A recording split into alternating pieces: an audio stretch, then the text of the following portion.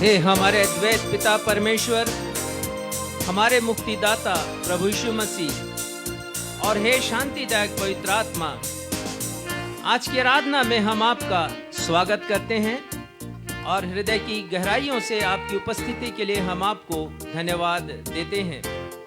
भजनकार लिखते हैं, यहोवा के लिए एक नया गीत गाओ, हे सारी पृथ्वी के लोगों, यहोवा के लिए गाओ, यहोवा के लिए गाओ, उसके नाम को धन्य कहो और उसके किए हुए उद्धार का शुभ समाचार सुनाते रहो। तो आइए हम अपने परमेश्वर की महिमा करें, उनकी स्तुति करें। आज जबकि हम अपने उद्धारकर्ता प्रभु यीशु मसीह के भविष्य में होने वाले उनके आगमन की प्रतीक्षा प्रारंभ करेंगे, आगमन के प्रथम रविवार को प्रारंभ करके पहले दिन हम उनकी प्रशंसा गीत के इन शब्दों के साथ करें, जय जय प्रभु यीशु की, जय जय प्रभु यीशु की। जय जय प्रभु यीशु की, हालेलुया। जय जय प्रभु यीशु की, होशन्ना।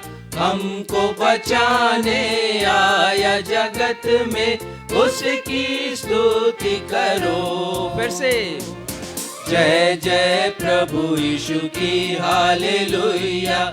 जय जय प्रभु यीशु की, होशन्ना। हमको बचाने आया जगत में, उसकी स्तुति करो। हा हा हा हा हा हालेलुया। ओ होशन्ना, ला ला ला ला ला।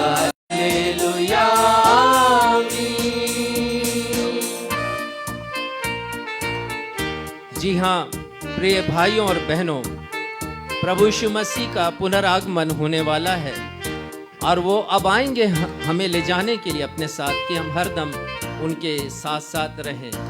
लेकिन प्रश्न ये उठता है कि क्या आपकी आत्मिक तैयारी है? आप उनके साथ जाने के लिए आत्मिक रूप से तैयार है या नहीं?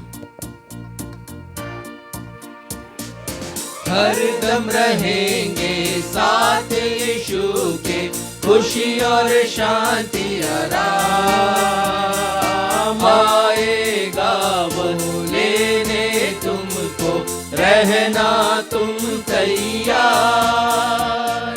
हरदम रहेंगे साथ यीशु के, खुशी और शांति आराम आएगा वो लेने तुमको, रहना तुम तैयार। जय जय प्रभु यीशु की, हालेलुया। जय जय प्रभु यीशु की, होशन्ना। हमको बचाने आया जगत में, उसकी स्तुति करो। हा हा हा हा हा हालेलुया। ओ होशन्ना, ला ला ला ला ला ला। Hallelujah, hallelujah, hallelujah.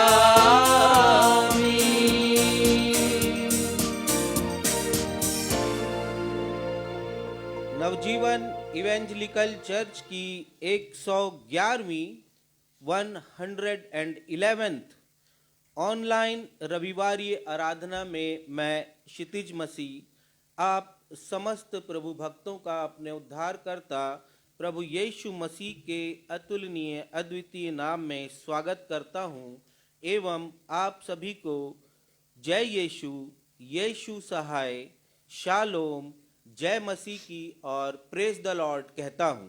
Praise the Lord. प्रिय भाइयों और बहनों, आज हमारी कलीसिया विश्व की अधिकांश कलीसियाओं के साथ मिलकर प्रभु यीशु मसीह के इस पृथ्वी पर पुनः आगमन की प्रतीक्षा करते हुए आगमन के प्रथम रविवार को मना रही है।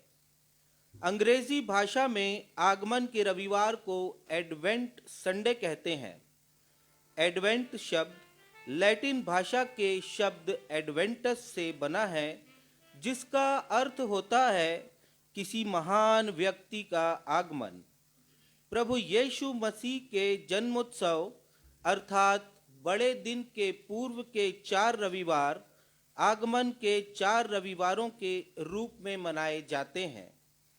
इन रविवारों को मनाए जाने का आशय यह है कि हम न सिर्फ प्रभु यीशु मसीह के जन्म दिवस अर्थात क्रिसमस डे की प्रतीक्षा करते हैं, परंतु उनके इस पृथ्वी पर द्वितीय आगमन के स्वागत एवं उनके साथ बादलों पर उठाए जाने के लिए अपने हृदय को तैयार भी करते हैं।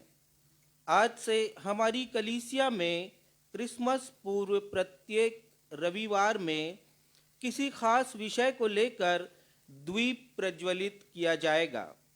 आज आगमन का प्रथम रविवार है। आज तैयारी का द्वीप प्रज्वलित कर हमारे पास्टर साहब आप सभी को प्रभु यीशु मसीह के द्वितीय आगमन के स्वागत के लिए आत्मिक रूप से तैयार रहने का संदेश देंगे। आज गाए जाने वाले सारे गीत, वचन का पाठ एवं संदेश हम सबको आत्मिक रूप से जागृत और तैयार रहने के बारे में है। तो आइए हम सब आगमन के प्रथम रविवार में मिलकर आत्मिक रूप से सजग और तैयार रहने का गीत गाएं। गीत के बोल है, देखो यीशु आ रहा स्वर्गीय दूतों के संग, उनको संग ले जाने को जिनको वो है चाहता।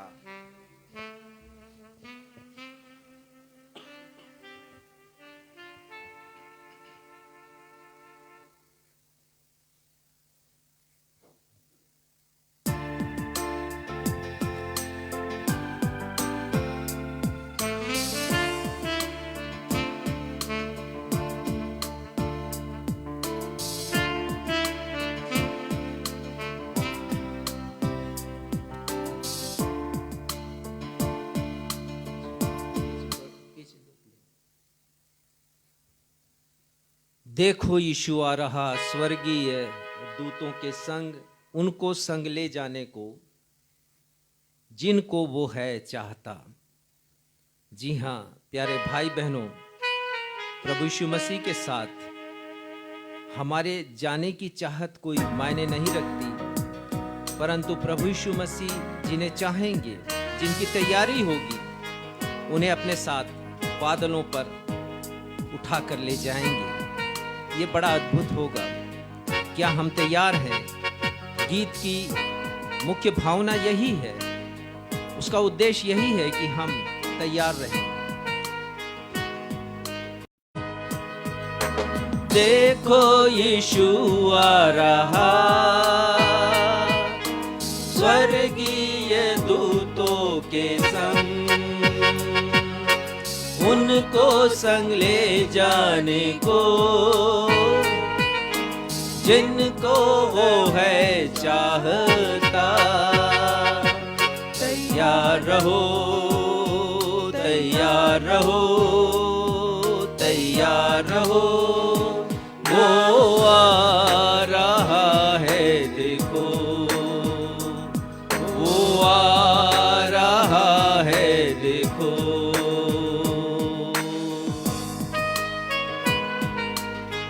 जी हाँ प्यारे भाइयों और बहनों, हमारा वचन हमसे मन फिराने की बात करता है। वचन पापों से पश्चाताप की बात करता है। यदि हमने कोई छोटा रास्ता अपना लिया स्वर्ग जाने का और सोचे कि हम स्वर्ग चले जाएंगे, तो यह संभव होगा। हमें वचन के अनुसार मन फिराने की आवश्यकता है। पापों से मन फिराओ, गुनाहों की राहों को छोड़ो।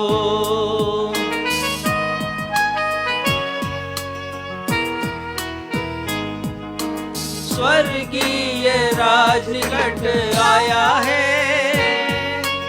अब तो तुम पछता लो।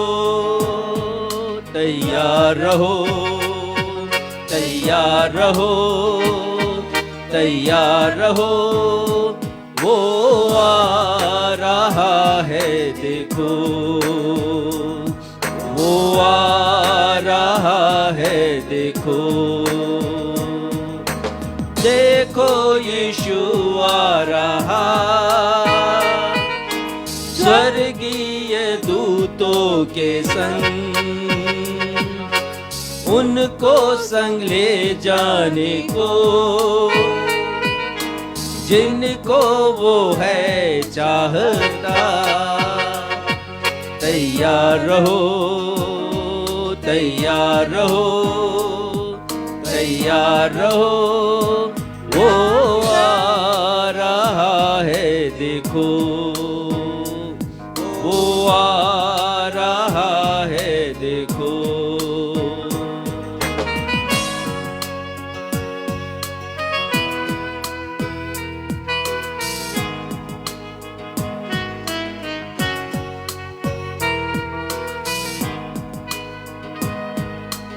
जागो ऐ सोने वालों, दुनिया में तुम खो न जाओ।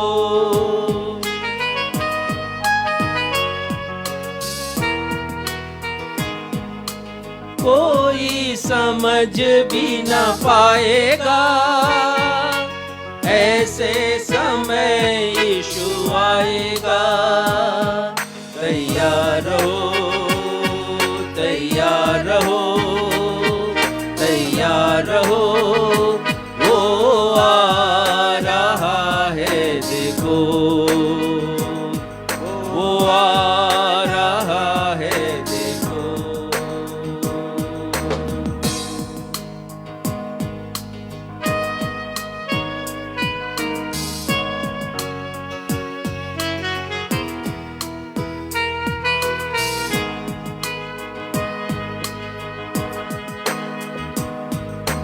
टल जाएगी ये दुनिया, सच है ये, उसका वचन न टलेगा।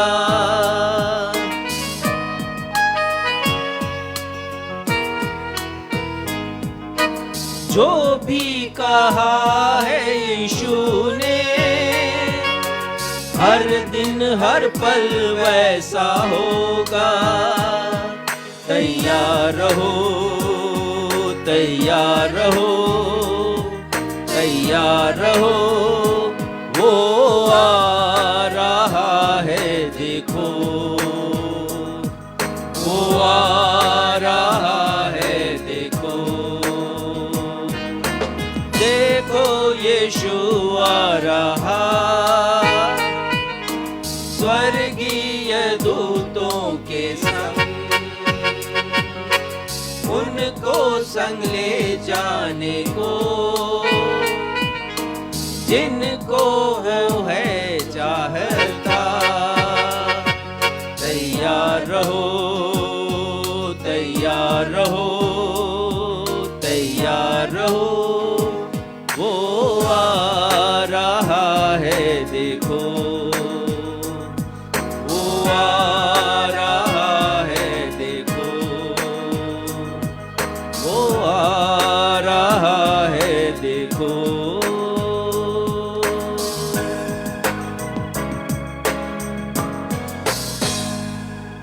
हम सभी अपने अपने स्थानों पर आदरपूर्वक खड़े हो जाएंगे।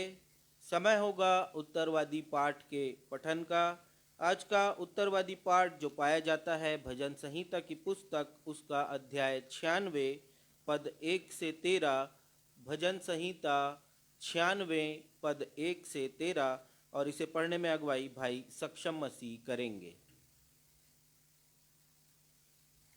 धर्मशास्त्र से हम सब मिल करके निकाल लें भजन संहिता अध्याय 96, और इस पूरे अध्याय को जैसा कि हमारा दस्तूर रहा है हम इसे उत्तरवादी की रीति से पढ़ लेंगे, और 13वें यानी कि इस अध्याय के अंतिम पद को हम सब साथ में मिल करके पढ़ लेंगे। भजन संहिता 96।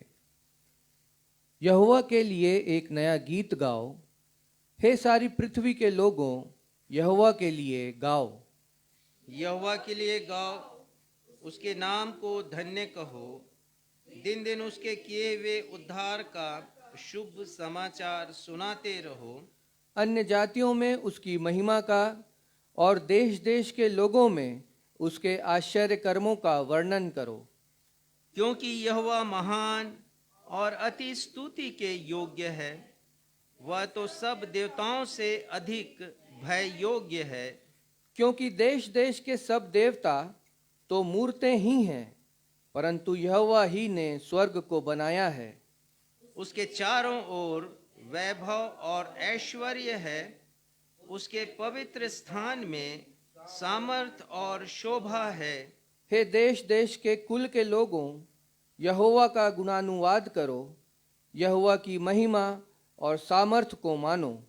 यहोवा के नाम की ऐसी महिमा करो जो उसके योग्य है। भेंट लेकर उसके आंगनों में आओ। पवित्रता से शोभायमान होकर यहोवा को दंडवत करो। हे सारी पृथ्वी के लोगों, उसके सामने कांपते रहो। जाति जाति से कहो, यहोवा राजा हुआ है, और जगत ऐसा स्थिर है कि वह टलने का नहीं। वह देश देश के लोगों का न्याय सिधाई से करेगा। आकाश आनंद करे और पृथ्वी मगन हो, समुद्र और उसमें की सब वस्तुएं गरज उठें। मैदान और जो कुछ उसमें है वह प्रफुल्लित हो। उसी समय वन के सारे वृक्ष जय जयकार करेंगे। अंतिम पद को हम सब साथ में मिल करके पढ़ लें। यह यहोवा के सामने हो, क्योंकि वह आने वाला है, वह पृथ्वी का न्याय करने को आने वाला है। वह धर्म से जगत का और सच्चाई से देश देश के लोगों का न्याय करेगा।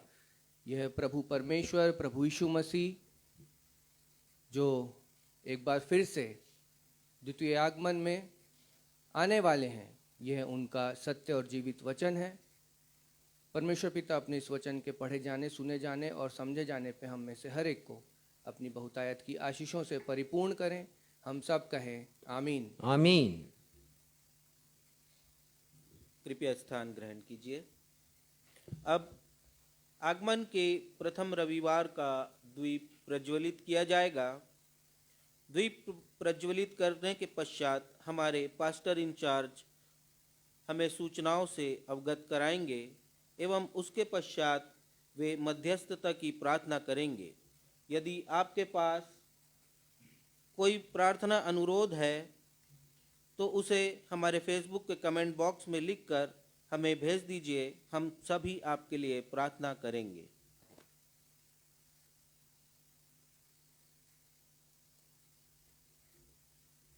नवजीवन इवेंजलिकल चर्च की 111वीं ऑनलाइन और ऑफलाइन आराधना में मैं आप सभी का स्वागत करता हूं और आप सभी प्रभु भक्तों को प्रेज द लॉर्ड कहता हूं। जैसा बताया गया प्रारंभ में कि आज आगमन का प्रथम रविवार है, फर्स्ट एडवेंट संडे, और ये भी बताया गया, परंतु फिर भी मैं रिपीट करना चाहता हूँ, बताना चाहता हूँ पुनः। एडवेंट का अर्थ होता है, एडवेंट शब्द लैटिन भाषा के शब्द एडवेंटस से निकला है और जिसका अर्थ होता है किसी महान व्यक्ति का आगमन, किसी बड़ी हस्ती का आगमन। तो हम उस बड़ी हस्ती का स्वागत कैसे करते हैं? हर बड़ी हस्ती का स्वागत किया जाता है, वेलकम किया जाता है। तो हम अपने उद्धारकर्ता प्रभु यीशु मसीह जो सृष्टि करता है, उद्धार करता है, पालन करता है, उनका स्वागत हम कैसे करेंगे? बहुत से लोग पूछते हैं कि एडवेंट संडे क्यों मनाते हैं, बाइबल में कहाँ लिखा है? और ये सच है कि ये बाइबल में कहीं लिखा नहीं गया, परंतु जो लोग पूछते हैं वो बड़े आनंद के साथ बड़ा दिन मना लेते हैं, नया वर्ष मना लेते हैं, पाम संडे, ईस्टर मना लेते हैं, लेकिन कभी नहीं पूछते कि बाइबल में कहाँ लिखा है। हमारे मसीहियत में दो विचारधाराएं काम करती हैं। एक विचारधारा बाइबल की विचारधारा है, हम उसके अनुसार चलते हैं, और दूसरी हमारी ट्रेडिशनल विचारधारा है। हमारी वो विचारधाराएं जो परंपरा से हैं, हजारों वर्ष से चली आ रही हैं, और एडवेंट संडे भी हजारों वर्षों से मनाया जा रहा है। हमारी कलीसिया इस पर्व को मनाती है। मैं ये आप सभी से कहना चाहता हूं कि पर्व चाहे जो भी मनाए, सार्थक मनाए, मीनिंगफुल मनाए, उसका कोई अर्थ हो। निरर्थक हम पर्व को ना मनाएं। इस एडवेंट संडे, जो 4 एडवेंट संडे होते हैं प्रभु यीशु मसीह के जन्म उत्सव के पहले, उनकी अलग अलग विशेषता है। और हर एडवेंट संडे को दीप प्रज्वलित किया जाता है। ये 4 द्वीप आप देख रहे हैं जो मेज पर रखे गए हैं, और एक दीप मध्य में है। ये 4 दीप 4 रविवारों को बताते हैं, और जो मध्य में दीप है वो प्रभु यीशु मसीह को दर्शाता है, जो हमारी कलीसिया के, आपकी कलीसिया के, आपके जीवन के केंद्र बिंदु हैं। तो आइए आज हम प्रथम दीप को प्रज्वलित करें, और ये दीप आत्मिक तैयारी का दीप है। बड़े दिन पर हम बहुत तैयारियां करते हैं, अनेक प्रकार की तैयारियां करते हैं, लेकिन हमने आत्मिक तैयारी क्या की है? आइए इस दीप को जलाएं और निश्चय करें कि हम आत्मिक तैयारी करेंगे। संकल्प लें कि बड़े दिन को हम यूं ही नहीं जाने देंगे, परंतु हम आत्मिक तैयारी करेंगे।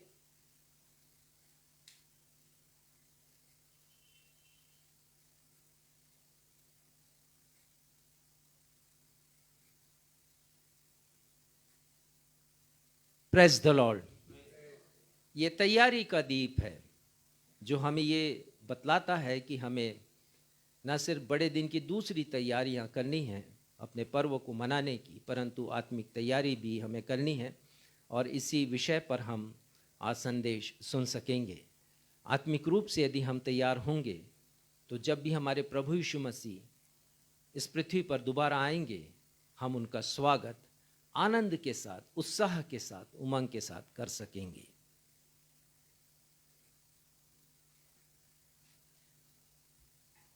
आज एक नया डिवाइस हमने लगाया है अपने सिस्टम में, क्योंकि बहुत से लोगों की शिकायत थी कि उन्हें आवाज़ ठीक से सुनाई नहीं दे रही है और जो वॉल्यूम है वो बहुत कम है। तो हमने एक नया डिवाइस लगाया है, और अभी भी यदि आपको कोई दिक्कत हो रही है सुनने में, स्पष्ट आवाज़ नहीं है, आवाज़ कम आ रही है, तो कृपया फेसबुक के कमेंट बॉक्स पर लिख करके हमें सूचित करें, ताकि हम आने वाले सप्ताह में कुछ यथा योग्य सुधार कर सकें। जैसी सूचना मैंने पिछले सप्ताह दी थी, आज हम बिलासपुर के 4 झुग्गी बस्ती में रहने वाले, स्लम में रहने वाले 200 लोगों को, जो भिक्षावृत्ति पर अपना जीवन व्यतीत करते हैं, जो शारीरिक रूप से अक्षम हैं, दिव्यांग हैं, कुष्ठ रोगी हैं, नेत्रहीन हैं, या एकाकी जीवन जीने वाली अक्षम महिलाएं हैं, परित्यक्त महिलाएं हैं, और वहाँ पर वे बच्चे हैं जो अभाव में रहते हैं, उन्हें हम आज भोजन देंगे। और इस आज के भोजन को स्पॉन्सर किया है मिस्टर अभिषेक पलंकी ने, जो एक बैंक ऑफिसर हैं और बिलासपुर से काफ़ी दूर वे कार्य करते हैं आंध्र प्रदेश में, और उन्होंने प्रति माह राशि इसके लिए संग्रहित की और हमें भेजी, जब वो राशि इस काफ़ी हो गई तो उन्होंने हमें भेजा कि हम 200 लोगों को भोजन खिला सकें। परमेश्वर पिता उन्हें और उनके परिवार को अपनी बेशुमार आत्मिक और भौतिक आशीषों से परिपूर्ण करे। और हम प्रार्थना करते हैं कि आज वितरण का जो कार्यक्रम है, भोजन वितरण का कार्यक्रम, वो बहुत अच्छी तरह से हो सके।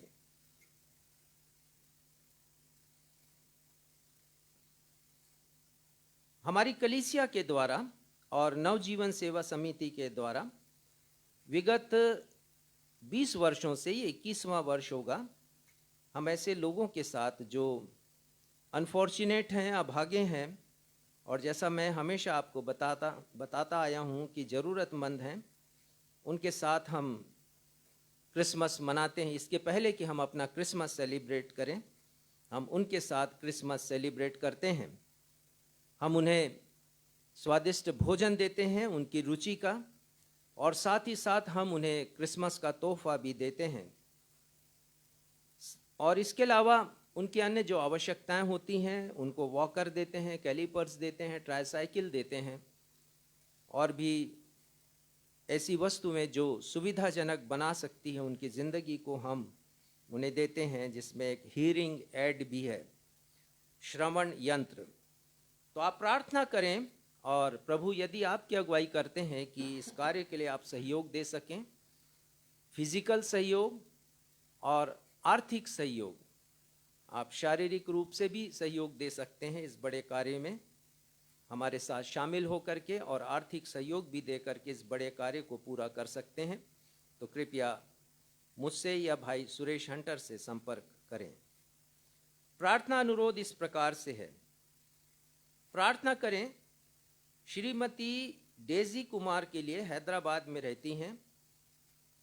उनके बेटे आइजक जो कॉलेज में पढ़ते हैं, वो कोरोना पॉजिटिव हुए, वो घर आए तो उनकी मम्मी हो गई, और फिर उसके बाद उनकी बहन भी कोरोना पॉजिटिव हुई। इनकी चिकित्सा भी जारी है। हम प्रार्थना करते हैं इनकी चंगाई के लिए कि परमेश्वर पिता इन्हें चंगाई प्रदान करे और अपनी समीपी में इन्हें बना कर रखें। प्रार्थना करते हैं मिसेस जानकी कानुलकर के बेटे आशीष के लिए, जिनके लिए हमने पहले भी प्रार्थनाएं की हैं। अभी जब मैंने फीडबैक लिया तो मुझे पता चला कि आशीष को कोविड से चंगाई मिलने के बाद अनेक प्रकार के कॉम्प्लिकेशन उनके शरीर में उत्पन्न हो रहे हैं। क्षमा कीजिएगा। तो प्रार्थना करते हैं कि वो जो कॉम्प्लिकेशंस हैं वो समाप्त हों, ताकि वो अपनी ड्यूटी को बहुत अच्छी तरह निभा सकें। प्रार्थना करते हैं हम मिसेस सुनीता मीरी के लिए, जिनका हिस्टेक्टोमी का ऑपरेशन होने वाला है। पहले भी हमने इनके लिए दुआएं की हैं। परमेश्वर पिता से प्रार्थना है कि जब दिसंबर के प्रथम सप्ताह में वो ऑपरेशन के लिए जाएंगी तो परमेश्वर पिता उन्हें चंगाई प्रदान करे और मानसिक रूप से साहस दे कि वो इस ऑपरेशन में कोऑपरेट कर सके। प्रार्थना करते हैं मिसेस सीमा पटेल के बेटे आदित्य के लिए, मेडिकल कॉलेज में जो कि विदेश में है, वहाँ पर उनका एडमिशन हुआ है और जनवरी में वे जाएंगे वहाँ पर अध्ययन करने। परमेश्वर पिता उनके साथ साथ बने रहें और इस अध्ययन में उनकी सहायता करें। प्रार्थना करते हैं मिस्टर रजनीकांत कुर्रा के लिए। वे अभी अनएम्प्लॉयड हैं। मेरिट में वो काम करते थे, लेकिन पोस्ट कोविड अनएम्प्लॉयमेंट जो वहाँ पर टास्क किया गया, उसके अंतर्गत वो अनएम्प्लॉयड अभी हो गए हैं। हम परमेश्वर पिता से प्रार्थना करते हैं कि किसी अच्छी जगह उन्हें जॉब मिल सके और वो अपना काम जारी रख सके। प्रार्थना करते हैं वाराणसी के भाई सपन सेन के लिए। उन्होंने बताया कि वो एक्यूट डायबिटिक हैं, उनके गाल ब्लैडर में स्टोन भी है और उनके हार्ट में ब्लॉकेज भी है। इतनी गंभीर परेशानी उनके शरीर में है। उन्होंने कहा कि प्रार्थना करें और वो कहते हैं कि उनका विश्वास है कि परमेश्वर पिता उन्हें चंगाई देंगे। तो हम प्रार्थना करते हैं कि उनका जो ग्लूकोज लेवल है वो नॉर्मल आ सके, जिससे उनका ऑपरेशन किया जा सके और उन्हें चंगाई मिल सके। धन्यवाद के विषय इस प्रकार हैं।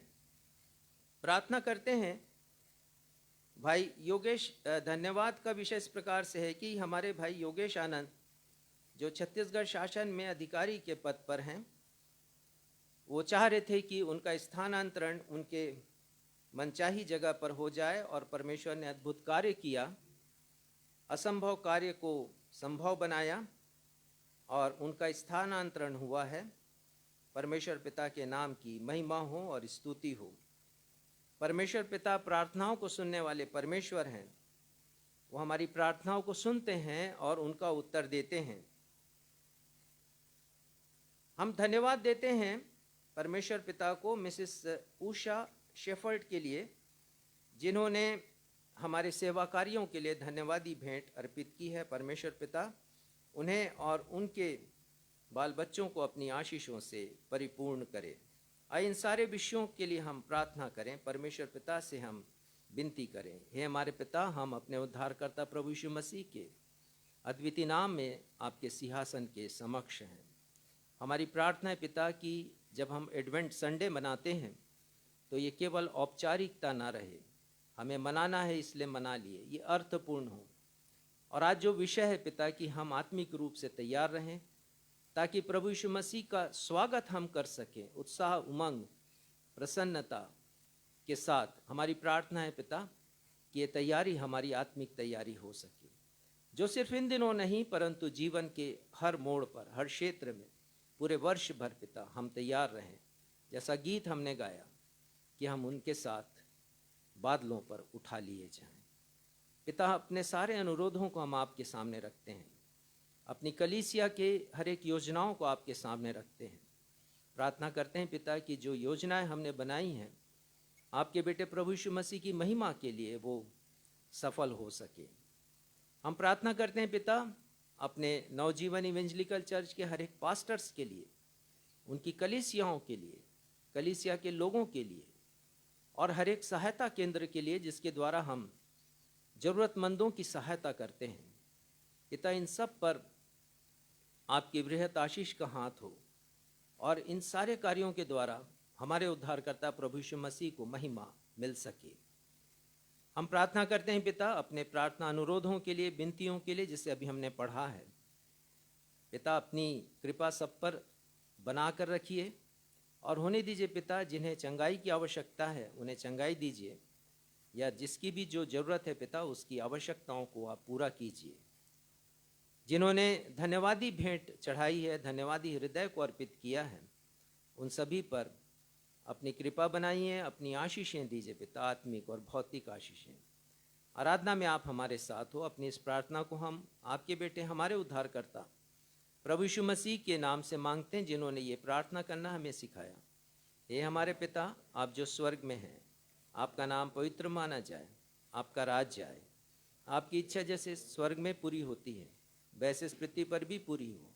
हमारे दिन भर की रोटी आज हमें दीजिए और जैसे हमने अपने अपराधियों को क्षमा किया वैसे हमारे अपराधों को क्षमा कीजिए और हमें परीक्षा में नहीं लाइए बल्कि बुराई से बचाइए, क्योंकि राज्य, पराक्रम और महिमा सदा आपके हैं। आमीन।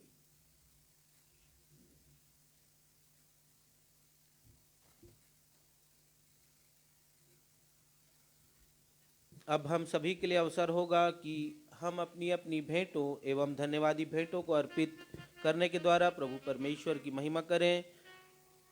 यदि हमारे ऑनलाइन दर्शक अपनी धन्यवादी भेंटों को हमारी कलीसिया की सेवा कार्यों तथा सुसमाचार के प्रचार की सेवा के लिए अर्पित करना चाहते हैं तो वे कृपया हमारे पास्टर इंचार्ज के मोबाइल नंबर 9422270003, मैं एक बार फिर दोहराऊंगा 9422270003 पर संपर्क कर सकते हैं। आइए हम सब धन्यवाद का गीत इस समय गा लेंगे और अपनी भेंटों को अर्पित करेंगे। यह गीत आप सभी को आता है, कृपया हमारे साथ आप भी स्वरबद्ध होइए। आओ हम यहोवा का धन्यवाद करें, अपने सारे हृदय से प्रशंसा करें।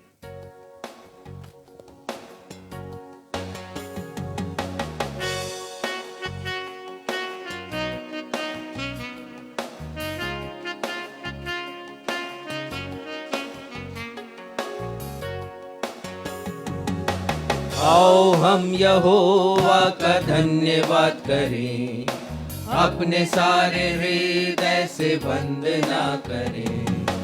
आओ हम यहोवा का धन्यवाद करें, अपने सारे हृदय से वंदना करें। उसके फाटकों में स्तुति करें और ललकारें। उसके फाटकों में स्तुति करें और ललकारें।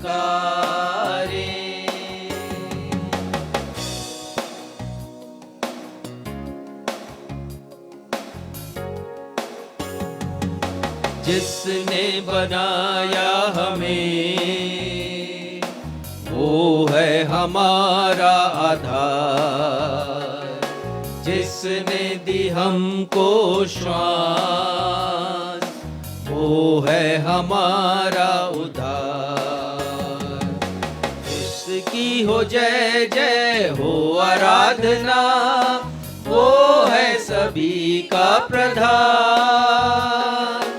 उसकी हो जय जय हो आराधना, वो है सभी का प्रधान। आओ हम यहोवा का धन्यवाद करें, अपने सारे हृदय से वंदना करें।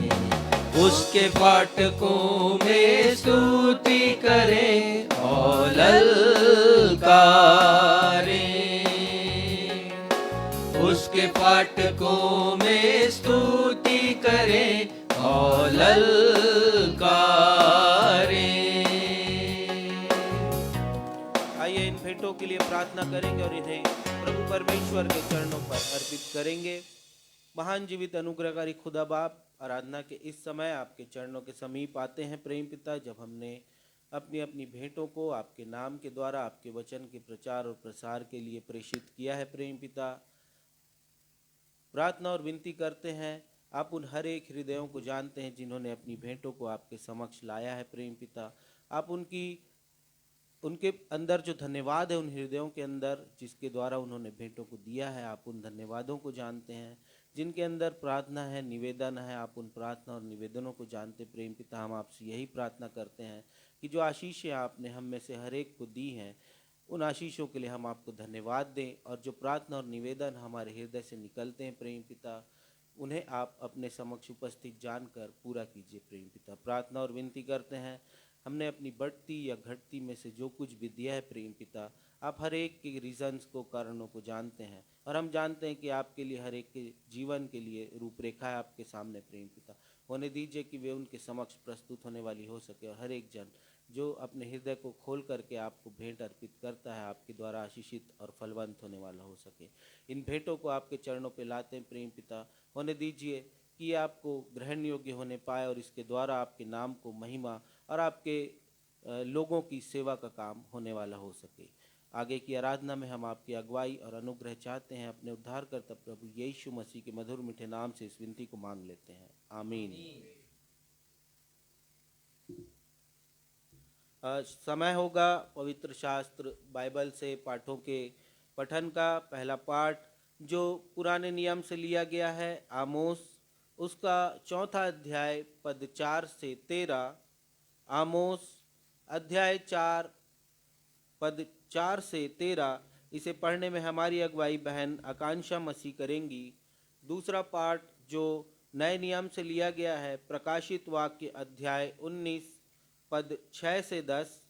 प्रकाशित वाक्य अध्याय 19 पद 6 से 10।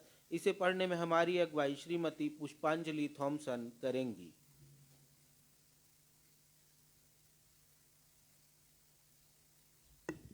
आप सबों को जय मसीह की। मैं आप लोगों के सामने पढ़ लूंगी आमोस अध्याय 4 पद 4 से 13।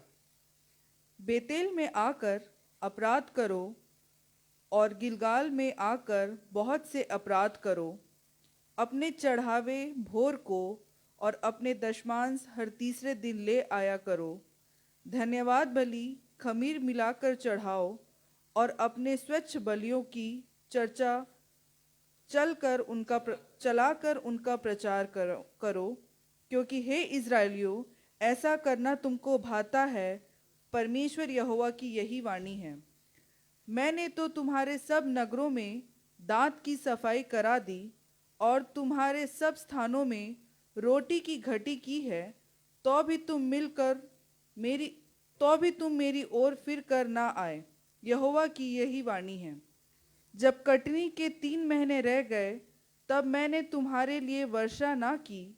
मैंने एक नगर में जल बरसाकर दूसरे में ना बरसाया। एक खेत में जल बरसा और दूसरा खेत जिसमें मैंने ना बरसा वह सूख गया। इसलिए 2-3 नगरों के लोग पानी पीने को मारे मारे फिरते हुए एक ही नगर में आए, परंतु तृप्त न हुए। तो भी तुम मेरी ओर ना फिरे। यहोवा की यही वाणी है। मैंने तुमको लू और गेरुई से मारा है, और जब तुम्हारी वाटिकाओं और दाख की बारियां और अंजीर और जैतून के वृक्ष बहुत हो गए, तब टिड्डियां उन्हें खा गई।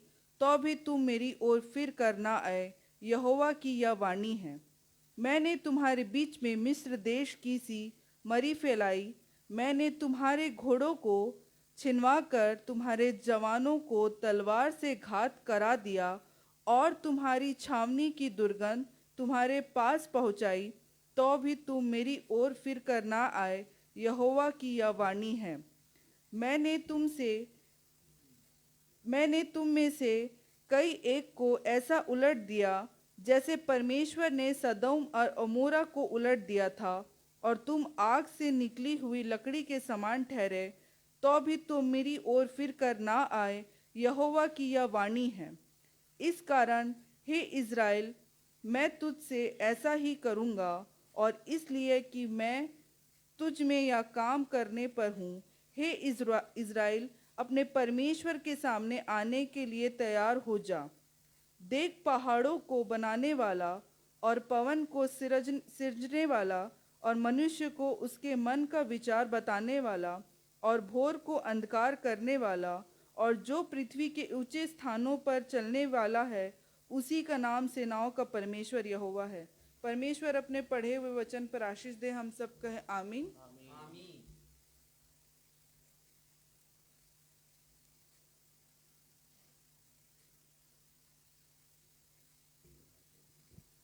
मैं आपके समक्ष पढ़ लूंगी प्रकाशित वाक्य 19 पद 6 से 10।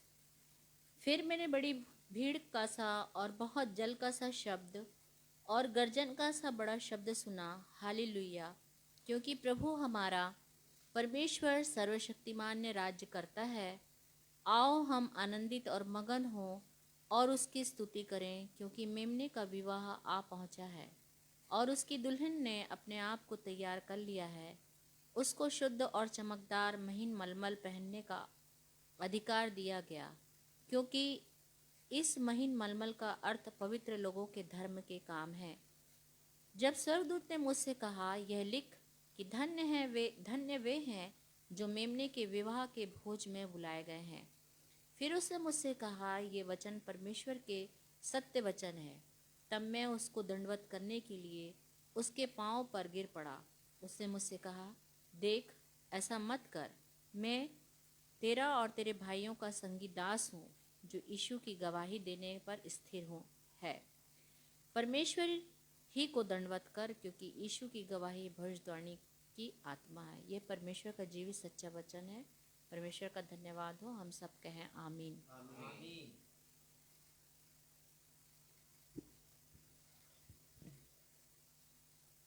सुसमाचार पाठ के आधार में हम सभी अपने अपने स्थानों पर खड़े हो जाएंगे। आज का सुसमाचार का पाठ जो पाया जाता है लूका रचित सुसमाचार अध्याय 12 पद 35 से 40।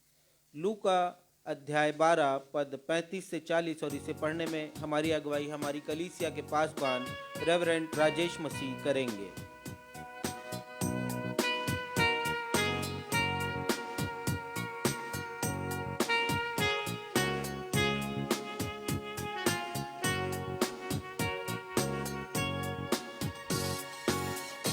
वचननु वचनद्भुत मंगल सुसमाचार।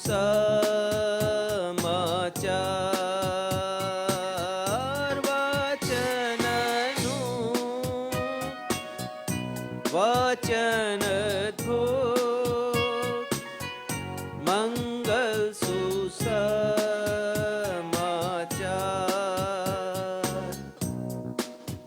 आज का सुसमाचार का पाठ लूका रचित सुसमाचार उसका 12वां अध्याय उसकी पद संख्या 35 से लेके पद संख्या 40 तक।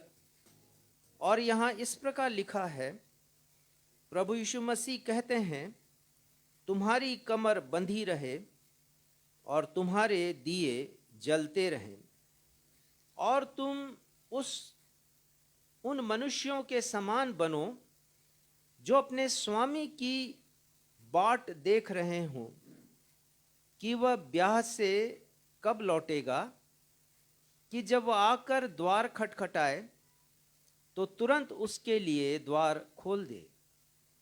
धन्य है वे दास जिन्हें स्वामी आकर जागते पाए।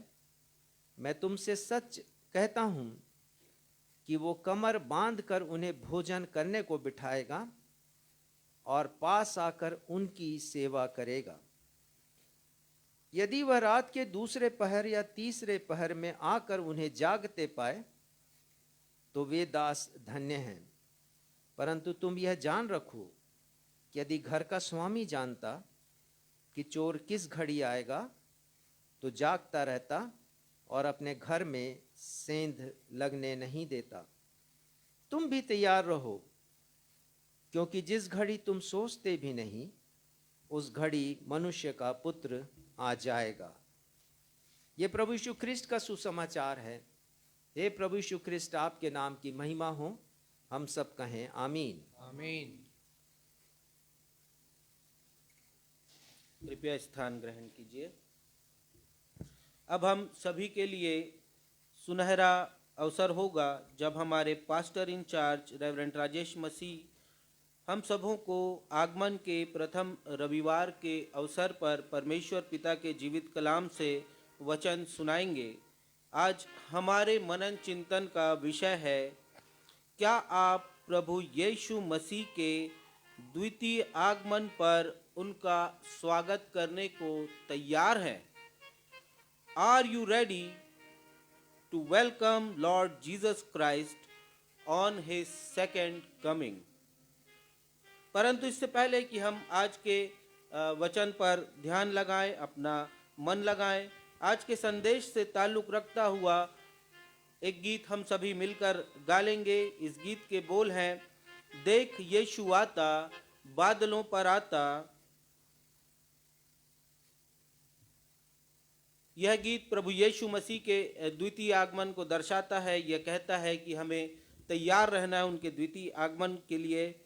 और इस गीत को 1 अक्टूबर सन 1992 को हमारी कलीसिया के पासबान रेवरेंड राजेश मसीह ने लिखा था और स्वरबद्ध किया था। आप में से बहुतों को यह गीत आता होगा। कृपया आप सभी मिलकर हमारे साथ एक स्वर में यह गीत गाएं ताकि हम प्रभु के द्वितीय आगमन की तैयारी इस गीत के माध्यम से कर सकें।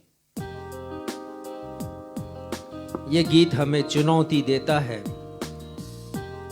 और हमें प्रेरित करता है, प्रेरणा देता है कि हम तैयार रहें प्रभु यीशु मसीह के दूसरे आगमन तक, क्योंकि परिस्थितियां कह रही हैं, विश्व का घटना चक्र कह रहा है कि उनका आगमन बहुत शीघ्र होने वाला है।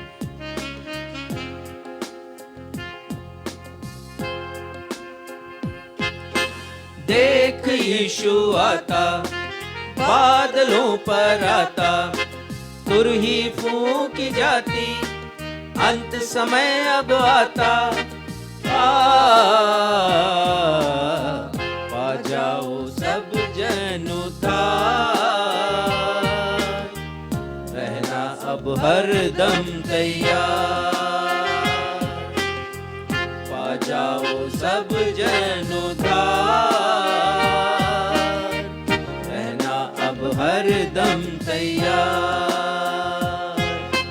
देख यीशु आता, बादलों पर आता, तुरही फूंक जाती, अंत समय अब आता, आ जाओ सब जन उद्धार, रहना अब हरदम तैयार, आ जाओ सब जन उद्धार, रहना अब हरदम तैयार।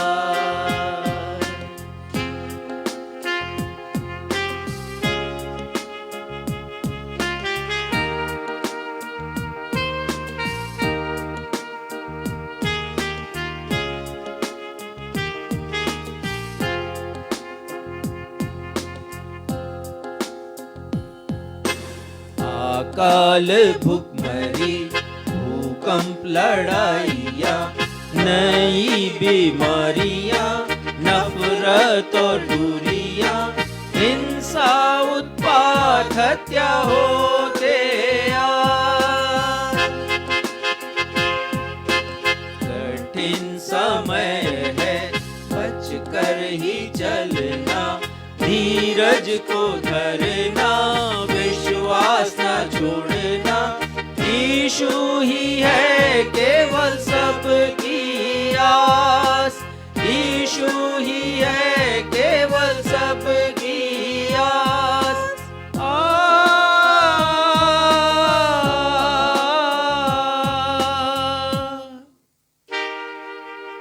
धीरज को ना छोड़ना, धीरज को ना छोड़ना,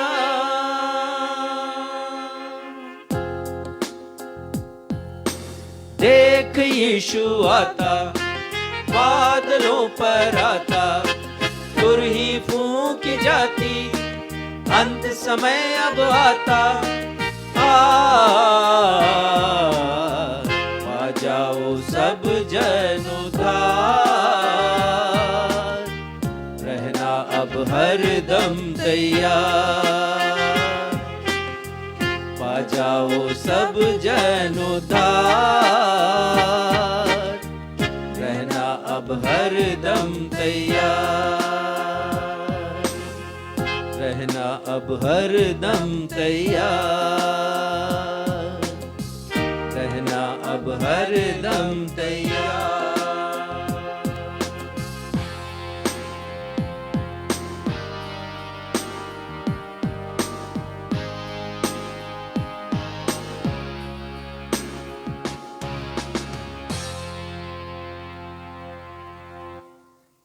मेरी माँ का स्वास्थ्य दिन प्रतिदिन बिगड़ता चला जा रहा है। कल रात में उनकी तबीयत अचानक गंभीर रूप से खराब हो गई। जैसा मैंने पहले भी आपको बतलाया है कि वो अभी 94th ईयर पर हैं। इस फरवरी को वो 94 वर्ष पूर्ण करती, पर इन दिनों बिस्तर पर हैं और उनकी स्थिति ठीक नहीं है। राइस ट्यूब से उन्हें डाइट देना पड़ता है और कैथेटर भी लगा हुआ है। उनकी गतिविधि लगभग समाप्त हो चुकी है। शारीरिक गतिविधियां होती हैं जो कल रात्रि में लगभग 1:30 बजे जब उनका स्वास्थ्य अचानक खराब हुआ, हमने प्रार्थनाएं की। प्रभु ने प्रार्थनाओं को सुना, उनके नाम की महिमा हो और उनका स्वास्थ्य ठीक हुआ। आज सुबह मैंने उनको अच्छी स्थिति में देखा। आपकी प्रार्थना की आवश्यकता है, उनके लिए भी, मेरे लिए भी, मेरे परिवार के प्रत्येक लोगों के लिए भी। रात्रि में उनकी देखभाल करने के कारण मैं ठीक से सो भी नहीं पाया, और मैंने किसी तरह परमेश्वर के वचन को पवित्र आत्मा की सहायता से तैयार किया है। आप सभी से निवेदन है कि कृपया मेरी मम्मी के लिए, उनका नाम मिसेस विद्या जे मसीह है, और मेरे परिवार के प्रत्येक लोगों के लिए आप प्रार्थनाएं कीजिएगा। जैसा हमने आज अनेक बार बतलाया कि आज आगमन का प्रथम रविवार है। प्रभु यीशु मसीह के जन्मोत्सव अर्थात बड़ा दिन या क्रिसमस के पहले आने वाले 4 रविवारों को आगमन का रविवार या एडवेंट संडे कहा जाता है। इन रविवारों को मनाने का 2 उद्देश्य है। पहला तो ये कि आज से 2000 वर्ष पूर्व प्रभु यीशु मसीह का प्रथम आगमन हमारी पृथ्वी पर हुआ, इस जगत में हुआ है, और उनकी प्रतिज्ञा के अनुसार वे पुनः इस पृथ्वी पर आने वाले हैं या उनका आगमन होने वाला है। तो पहला उद्देश्य यह है कि हम उनके द्वितीय आगमन के लिए अपने आप को आत्मिक रूप से तैयार कर सकें। आजकल हम बहुत तैयारियां करते हैं, और विदेशों में तो बहुत पहले से तैयारियां शुरू हो जाती हैं क्रिसमस की। हमारे देश में भी वो तैयारियां प्रारंभ हो जाती हैं। हमारे शहर में भी बहुत सी गतिविधियां होती हैं जिनके लिए तैयारियों की आवश्यकता होती है, लेकिन सबके मध्य में हम अपनी आत्मिक तैयारी को भूल जाते हैं जो प्रमुख है। दूसरा उद्देश्य यह है कि आत्मिक तैयारी करते हुए प्रभु यीशु मसीह के जन्म दिवस के अर्थात बड़े दिन या क्रिसमस की प्रतीक्षा करना। तो ये 2 उद्देश्य होते हैं एडवेंट संडे के।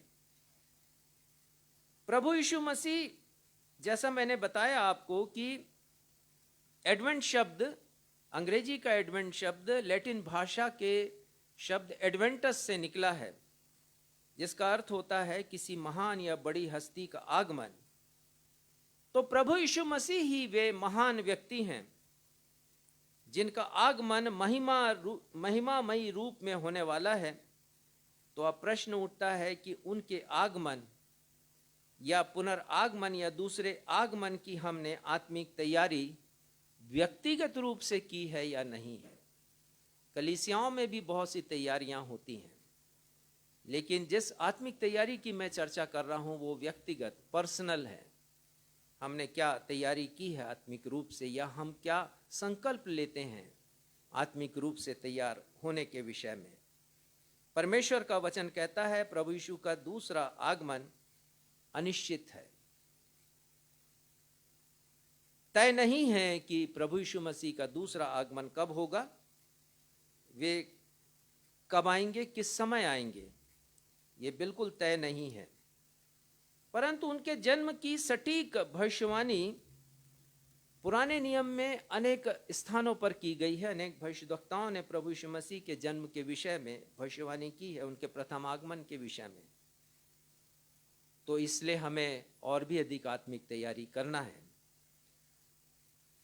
वर्तमान विश्व का घटना चक्र ये कह रहा है कि प्रभु यीशु मसीह इस दुनिया में आने वाले हैं। अभी हमने आपके सामने गाया, और एक तस्वीर मैंने दी है इस विश्व के, वर्तमान विश्व के घटना चक्र की। जिस समय मैंने इस गीत को लिखा उस समय ये भयावह बीमारी विपदा बन करके जो पूरे विश्व पर आई, कोविड-19, उसका तो किसी को अता पता भी नहीं था। लेकिन मैंने लिखा अकाल भूखमरी, भूकंप, लड़ाइयाँ, नई बीमारियाँ, नफरत और दूरियाँ, हिंसा, उत्पात, हत्या होते आज। कठिन समय है, बचकर ही चलना, धीरज को धरना, क्योंकि प्रभु यीशु मसीह ने कहा जो धैर्य रखेगा उसका उद्धार होगा। विश्वास न छोड़ना, यीशु ही है केवल सबकी आस। तो क्या हम अपने प्रभु यीशु मसीह के द्वितीय आगमन के लिए, दूसरे आगमन के लिए जो भविष्य में होने वाला है, और कभी भी हो सकता है उनका स्वागत करने के लिए तैयार हैं। वो महान हस्ती हैं, वो महान हैं, बड़ी हस्ती हैं, उनके तुल्य कोई नहीं। और संत पौलुस लिखते हैं फिलिपियों 2 में कि हर एक व्यक्ति उनके सामने एक दिन घुटना टेकेगा और कहेगा कि यही मसीह प्रभु है। ना महान किया परमेश्वर ने उनको, अद्भुत नाम भी उन्होंने दिया। क्या हम उनका स्वागत करने तैयार हैं? यही आज का विषय है। Are you ready to welcome Jesus Christ on his second coming? Amos 4:12 में आमोस नबी कहते हैं अपने परमेश्वर के सामने के लिए, अपने परमेश्वर के सामने आने के लिए तैयार हो जाओ। यदि आज प्रभु यीशु मसीह आ जाएं तो क्या हम तैयार हैं उनका स्वागत करने के लिए? अपने हृदय से पूछिए। और यदि नहीं है तो आत्मिक तैयारी करें, ताकि हम उत्साह के साथ, उमंग के साथ, खुशी के साथ उनका स्वागत कर सके। अय्यूब ने प्रश्न खड़े किए हैं, 2 प्रश्न। अय्यूब की किताब 31 अध्याय 14वां पद पढ़िएगा। और यहां पर अय्यूब कहते हैं, तो जब परमेश्वर उठ खड़ा होगा तब मैं क्या करूंगा, और जब वो आए तब मैं क्या उत्तर दूंगा? ये अय्यूब का प्रश्न है कि जब परमेश्वर मेरे सामने आ जाएं, वो खड़े हो जाएं, तब वो क्या करेंगे, और जब वो आ जाएं तो क्या उनको उत्तर देंगे वो? हम आज की स्थिति में प्रभु यीशु मसीह को उत्तर देने लायक हैं या नहीं है? इसी विषय पर आज हम ध्यान केंद्रित करेंगे। मैं चाहता हूं कि आप आमोस नबी की किताब निकाल ले, जहां से आज पुराने नियम का पाठ पढ़ा गया। आमोस 4 और उसके 12वें पद को आप पढ़िएगा। आमोस 4 और उसका 12वां पद। इस कारण हे इज़राइल, मैं तुझसे ऐसा ही करूंगा, और इसलिए कि मैं तुझ में यह काम करने पर हूँ। हे इज़राइल, अपने परमेश्वर के सामने आने के लिए तैयार हो जा। 4 बातें हैं, 4 बिंदु हैं, और इनके ऊपर थोड़ी देर हम मनन करेंगे। पहला तो ये है कि आमोस नबी कहते हैं परमेश्वर की वचन को, और वो कहते हैं इस कारण हे इज़राइल। इस कारण, किस कारण, क्या कारण है कि परमेश्वर इज़राइल की जाति को कह रहे हैं कि तुम मेरे सामने खड़े होने के लिए तैयार हो जाओ? क्या कारण है? 3 कारण के बारे में मैं आपसे चर्चा करूंगा। पढ़िएगा पहला पद, 4थे अध्याय का पहला पद। हे बाशान की गायों, बाशान की गायों, उपमा दी गई है इज़राइल की महिलाओं को, और उनको कहा गया है बाशान की गायों। बाशान इज़राइल का एक भौगोलिक क्षेत्र था। वहां के गाय, बैल और सांड, जिसे बुल कहते हैं, बड़े हिृष्ट पुष्ट हुआ करते थे। दुष्ट महिलाओं की तुलना बाशान के गायों से की गई, और दुष्ट पुरुषों की तुलना बाशान के सांडों से की गई। और यदि आप स्मरण करेंगे भजन संहिता 22, जिसमें दाऊद ने प्रभु यीशु मसीह के क्रूस पर मृत्यु का चित्रीकरण किया है, वहां पर वो 12वें पद में कहते हैं, भजन संहिता 22 के 12वें पद में वो कहते हैं, पढ़िएगा। बहुत से सांडों ने मुझे घेर लिया है। वो कहते हैं प्रभु यीशु मसीह क्रूस पर हैं। वो एक भविष्यवाणी के रूप में उस भजन को लिखते हैं, और जो लोग वहां पर प्रभु यीशु मसीह के इर्द गिर्द हैं, जो प्रभु यीशु मसीह को क्रूस से उतर आने की और अपने महिमा को, सामर्थ को दिखाने की चुनौती दे रहे हैं, उन ऐसे लोगों के लिए जो प्रभु यीशु मसीह को सता रहे हैं, जलील कर रहे हैं, ताना मार रहे हैं, ऐसे लोगों की उपमा वो बाशान क्षेत्र के सांड से करते हैं। हाँ, उसके आगे, बाशान के बलवंत सांड मेरे चारों ओर मुझे घेरे हुए हैं। हाँ, वो कहते हैं बाशान के बलवंत सांड, ये दुष्ट पुरुषों की तुलना बाशान के सांडों से की गई। आमोस भविष्यद्वक्ता ऐसी संपन्न, हृष्टपुष्ट और उच्च घरानों की दुष्ट महिलाओं की दुष्टता का बखान करता, वर्णन करते हैं। यहाँ पर पढ़िएगा, पहला पद पूरा पढ़ दीजिए अब।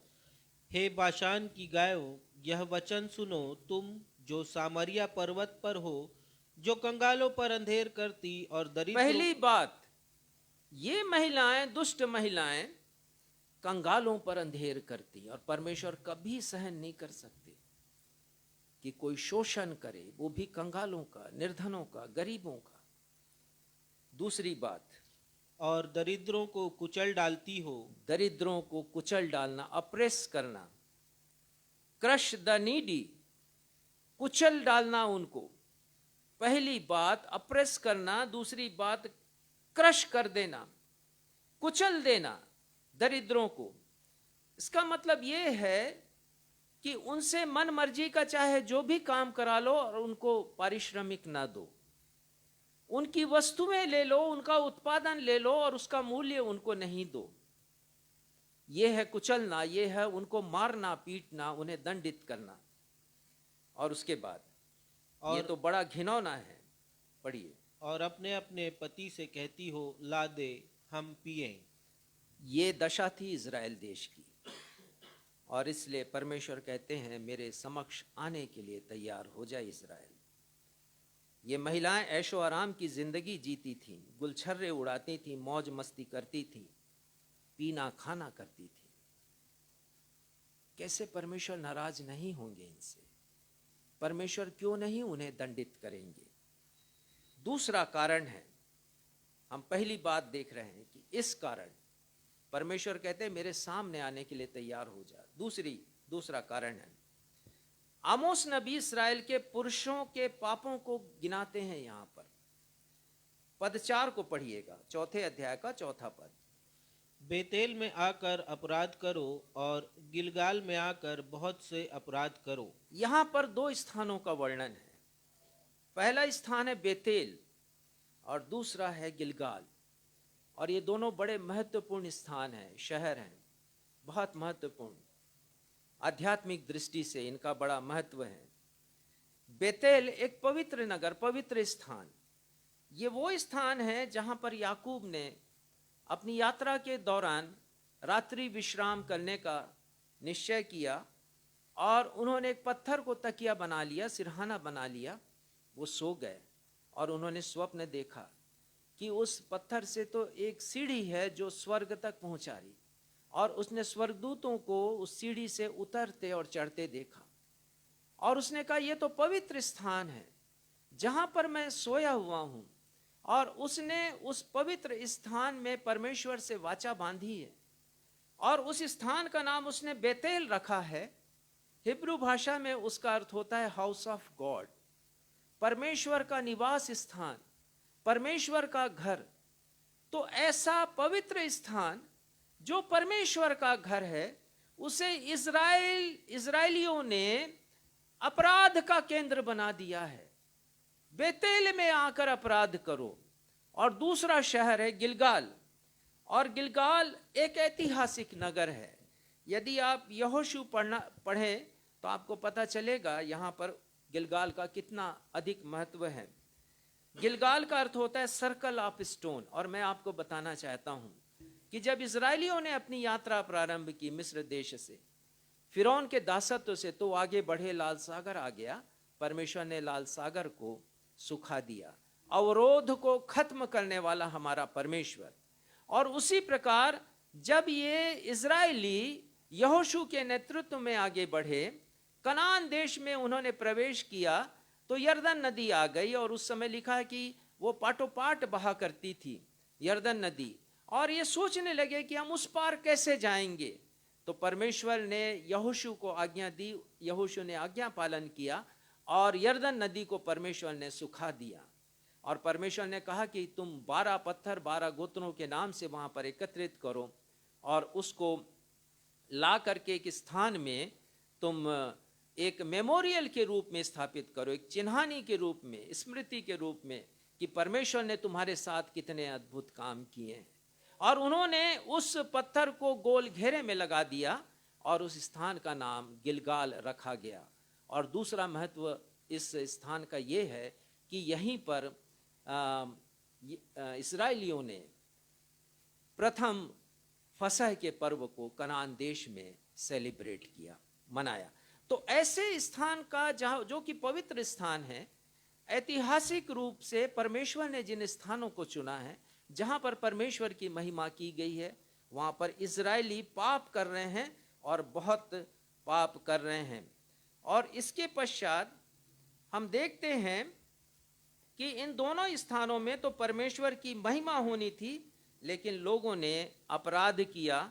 और तीसरा कारण हम यहाँ पर देखते हैं, दूसरे कारण के बाद तीसरा कारण, चौथा पद और उसका दूसरा हिस्सा।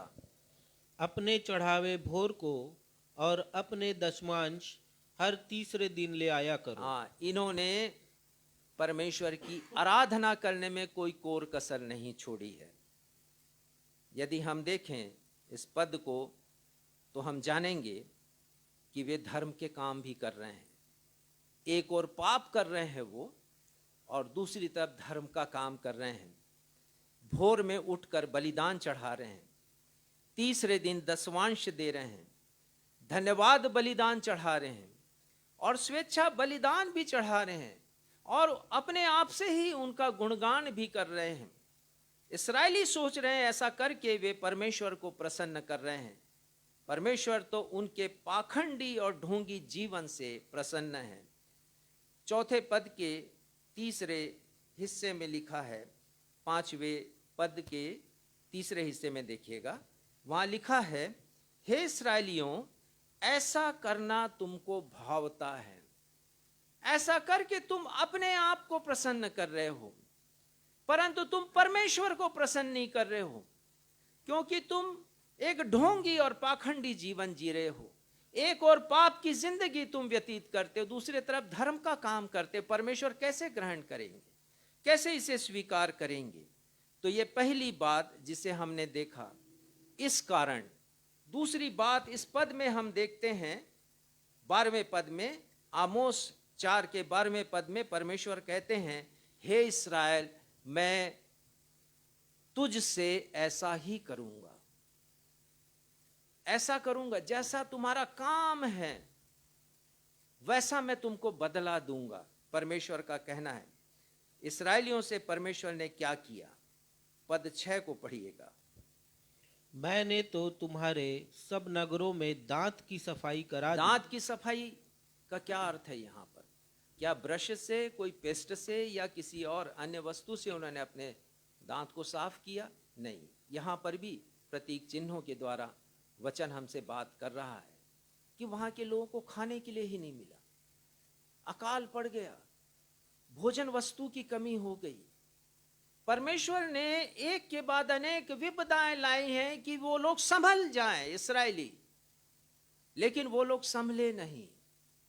वो अपनी ही जिंदगी जीते रहे। जैसा मैंने आपको बताया, 2 तरह का जीवन, एक और पाप का जीवन, दूसरी ओर परमेश्वर की भक्ति का जीवन। वो कहते हैं कि मैंने तुम्हारे दांत की सफाई करा दी, तुम्हारे सब स्थानों में रोटी की घटी है।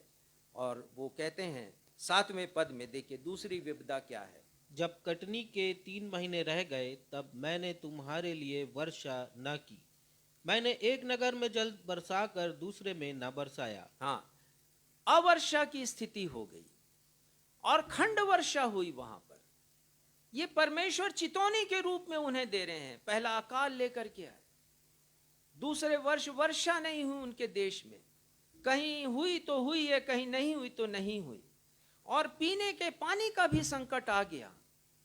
इन चितौनियों को भी उन्होंने नहीं देखा, नहीं समझा कि परमेश्वर हमें कुछ सिखाना चाहते हैं। और जब ये लोग सीखते नहीं तो परमेश्वर कहते अब मेरे सामने आ जाओ, मैं न्यायी परमेश्वर हूं, अब मैं तुम्हारा न्याय करूंगा, तुम्हें दंडित मैं करूंगा। और पढ़िए आगे, तीसरी बात, तीसरी विपदा हम देखते हैं पद 9 में। मैंने तुमको लूह और गेरोई से मारा है, और जब तुम्हारी वाटिकाएं और दाख की बारियां और अंजीर और जैतून के वृक्ष बहुत हो गए, तब टिड्डियां उन्हें खा गई। देखिए कितने बड़े बड़े संकट, विपदाएं परमेश्वर पिता उनके समक्ष लेकर के आए, क्योंकि उनकी जिंदगी ठीक नहीं, वो तैयार नहीं है परमेश्वर के समक्ष आने के लिए। उनका खेत खलिहान तो नष्ट हुआ, उनके कुएं सूख गए, पानी नहीं है।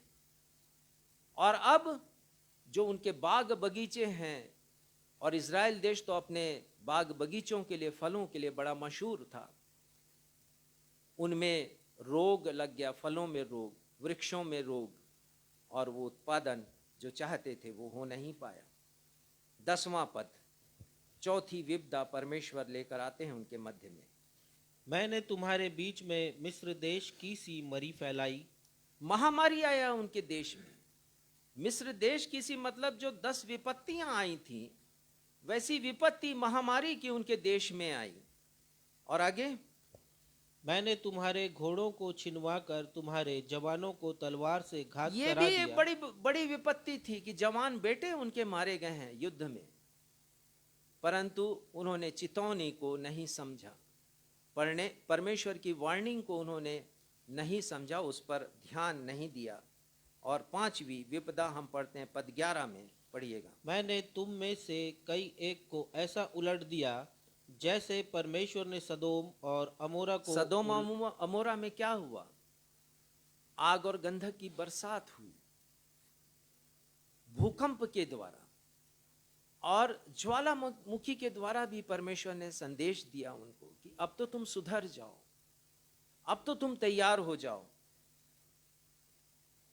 तो तीसरी बात परमेश्वर कहते हैं 4 अध्याय के 12वें पद के अनुसार, मैं तुझ में यह काम करने पर हूं। परमेश्वर पिता न्यायी परमेश्वर हैं, वे इस्राएलियों का न्याय करने को तैयार हैं, और उन्होंने न्याय किया और इस्राएलियों को बंधुआई में भेज दिया। जब उन्होंने नहीं सीखा, जब उन्होंने नहीं समझा परमेश्वर के वचन की चितौनियों को, जब उन्होंने नहीं माना, वो सावधान नहीं हुए, सतर्क नहीं हुए, सजग नहीं हुए, तो परमेश्वर ने उन्हें बंधुआई में भेज दिया। 5 विपदाओं के अंत में 5 इंस्ट्रक्शंस हैं उनके लिए, और वो 5 इंस्ट्रक्शंस, 5 चितौनियां एक जैसी है। हर बार यही लिखा है, तो भी तुम मेरी ओर फिर कर नहीं आए। पद 1 में, पद 8 में, पद 9 में, पद 10 में और पद 11 में, हर स्थान पर यही लिखा है। ये परमेश्वर का वचन है। परमेश्वर अचानक कोई काम नहीं करते हैं हमारी जिंदगी में, वो हमें सावधान करते हैं, वो हमें चितौनियां देते हैं, हमें सतर्क करते हैं, संभलने का अवसर देते हैं।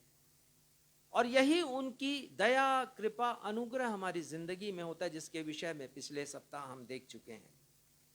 हम कदापि नहीं सोचें कि ये जो अध्याय है या आमोस ने ये किताब केवल इस्राएलियों के लिए लिखी है। हमारा इससे कोई लेना देना नहीं है, क्योंकि इस्राएलियों ने तो पाप किया, धर्म के नाम पर 2 जिंदगी को उन्होंने जिया है। एक और वो धर्म का काम करते थे, दूसरी ओर पाप की जिंदगी जीते थे। लेकिन जरा सोचिए कि क्या हम भी अपनी जिंदगी में ये दोनों काम नहीं करते हैं?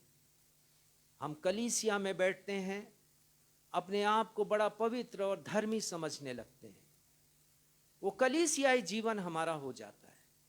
वहां से निकलते हैं संसार में तो सांसारिक जीवन हम जीने लगते हैं, हम अपनी मन मर्जी की करने लगते हैं। हम वो करते हैं इजरायलियों के समान, जैसा उनको भा रहा था वो कर रहे थे। हमें भी जो भाता है वो हम करते हैं।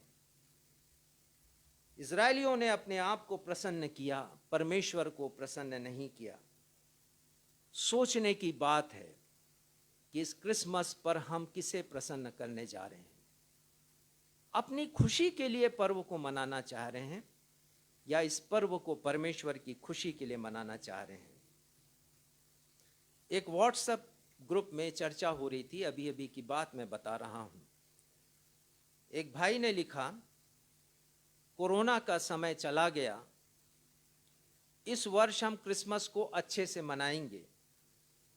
तो दूसरा भाई लिखता है वहां पर, हाँ यार, पिछले वर्ष मना नहीं पाए, मजा नहीं आया। दूसरी लहर के कारण इस वर्ष तो कोरोना का प्रभाव नजर नहीं आ रहा है, हम धूमधाम से मनाएंगे, खूब मजा लेंगे इस क्रिसमस पर। हम क्या क्रिसमस पर्व को लेकर हमारा माइंड सेट या हमारी मानसिकता ऐसी ही है कि ये पर्व वर्ष में एक बार आता है और हमारे लिए अवसर होता है कि हम इसमें आनंद मनाएं, खुशी मनाएं, मौज मस्ती करें? क्या ये पर्व इसलिए आता है? हमारी मानसिकता, माइंडसेट क्या केवल यही है? आमोस नबी की किताब हमारी आंखों को खोलती है, चेतावनी देती है, हमें सतर्क करती है। इस्राएली भी अपने पर्वों को ऐसा ही मनाते थे जैसे आजकल हम क्रिसमस का पर्व मनाते हैं, या क्रिसमस के लिए जो माइंड सेट है हमारी। आमोस ने लिखा, परमेश्वर की सोच क्या थी उनके पर्वों के प्रति, उनके कार्यक्रमों के प्रति, उनके क्रियाकलापों के प्रति परमेश्वर की क्या सोच थी, उन्होंने वर्णन किया है 5वें अध्याय के 21 और 22 पद में।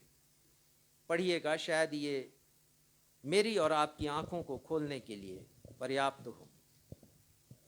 मैं तुम्हारे पर्वों से बैर रखता। हाँ, वचन में लिखा, मैं तुम्हारे पर्वों से बैर रखता। पर्व मनाना कोई ऐसा कार्य नहीं है जिससे परमेश्वर अप्रसन्न हो, पर जिस तरीके से पर्व मनाए जाते हैं, जिस तरीके से सांसारिक विचारधारा को लेकर हम पर्व मनाते हैं, वो गलत है। और ऐसे पर्वों से परमेश्वर बैर रखते हैं। बैर का मतलब ये है, केजेवी बाइबल, किंग जेम्स बाइबल में आया है, hate, I hate your festivals, मैं घृणा करता हूं।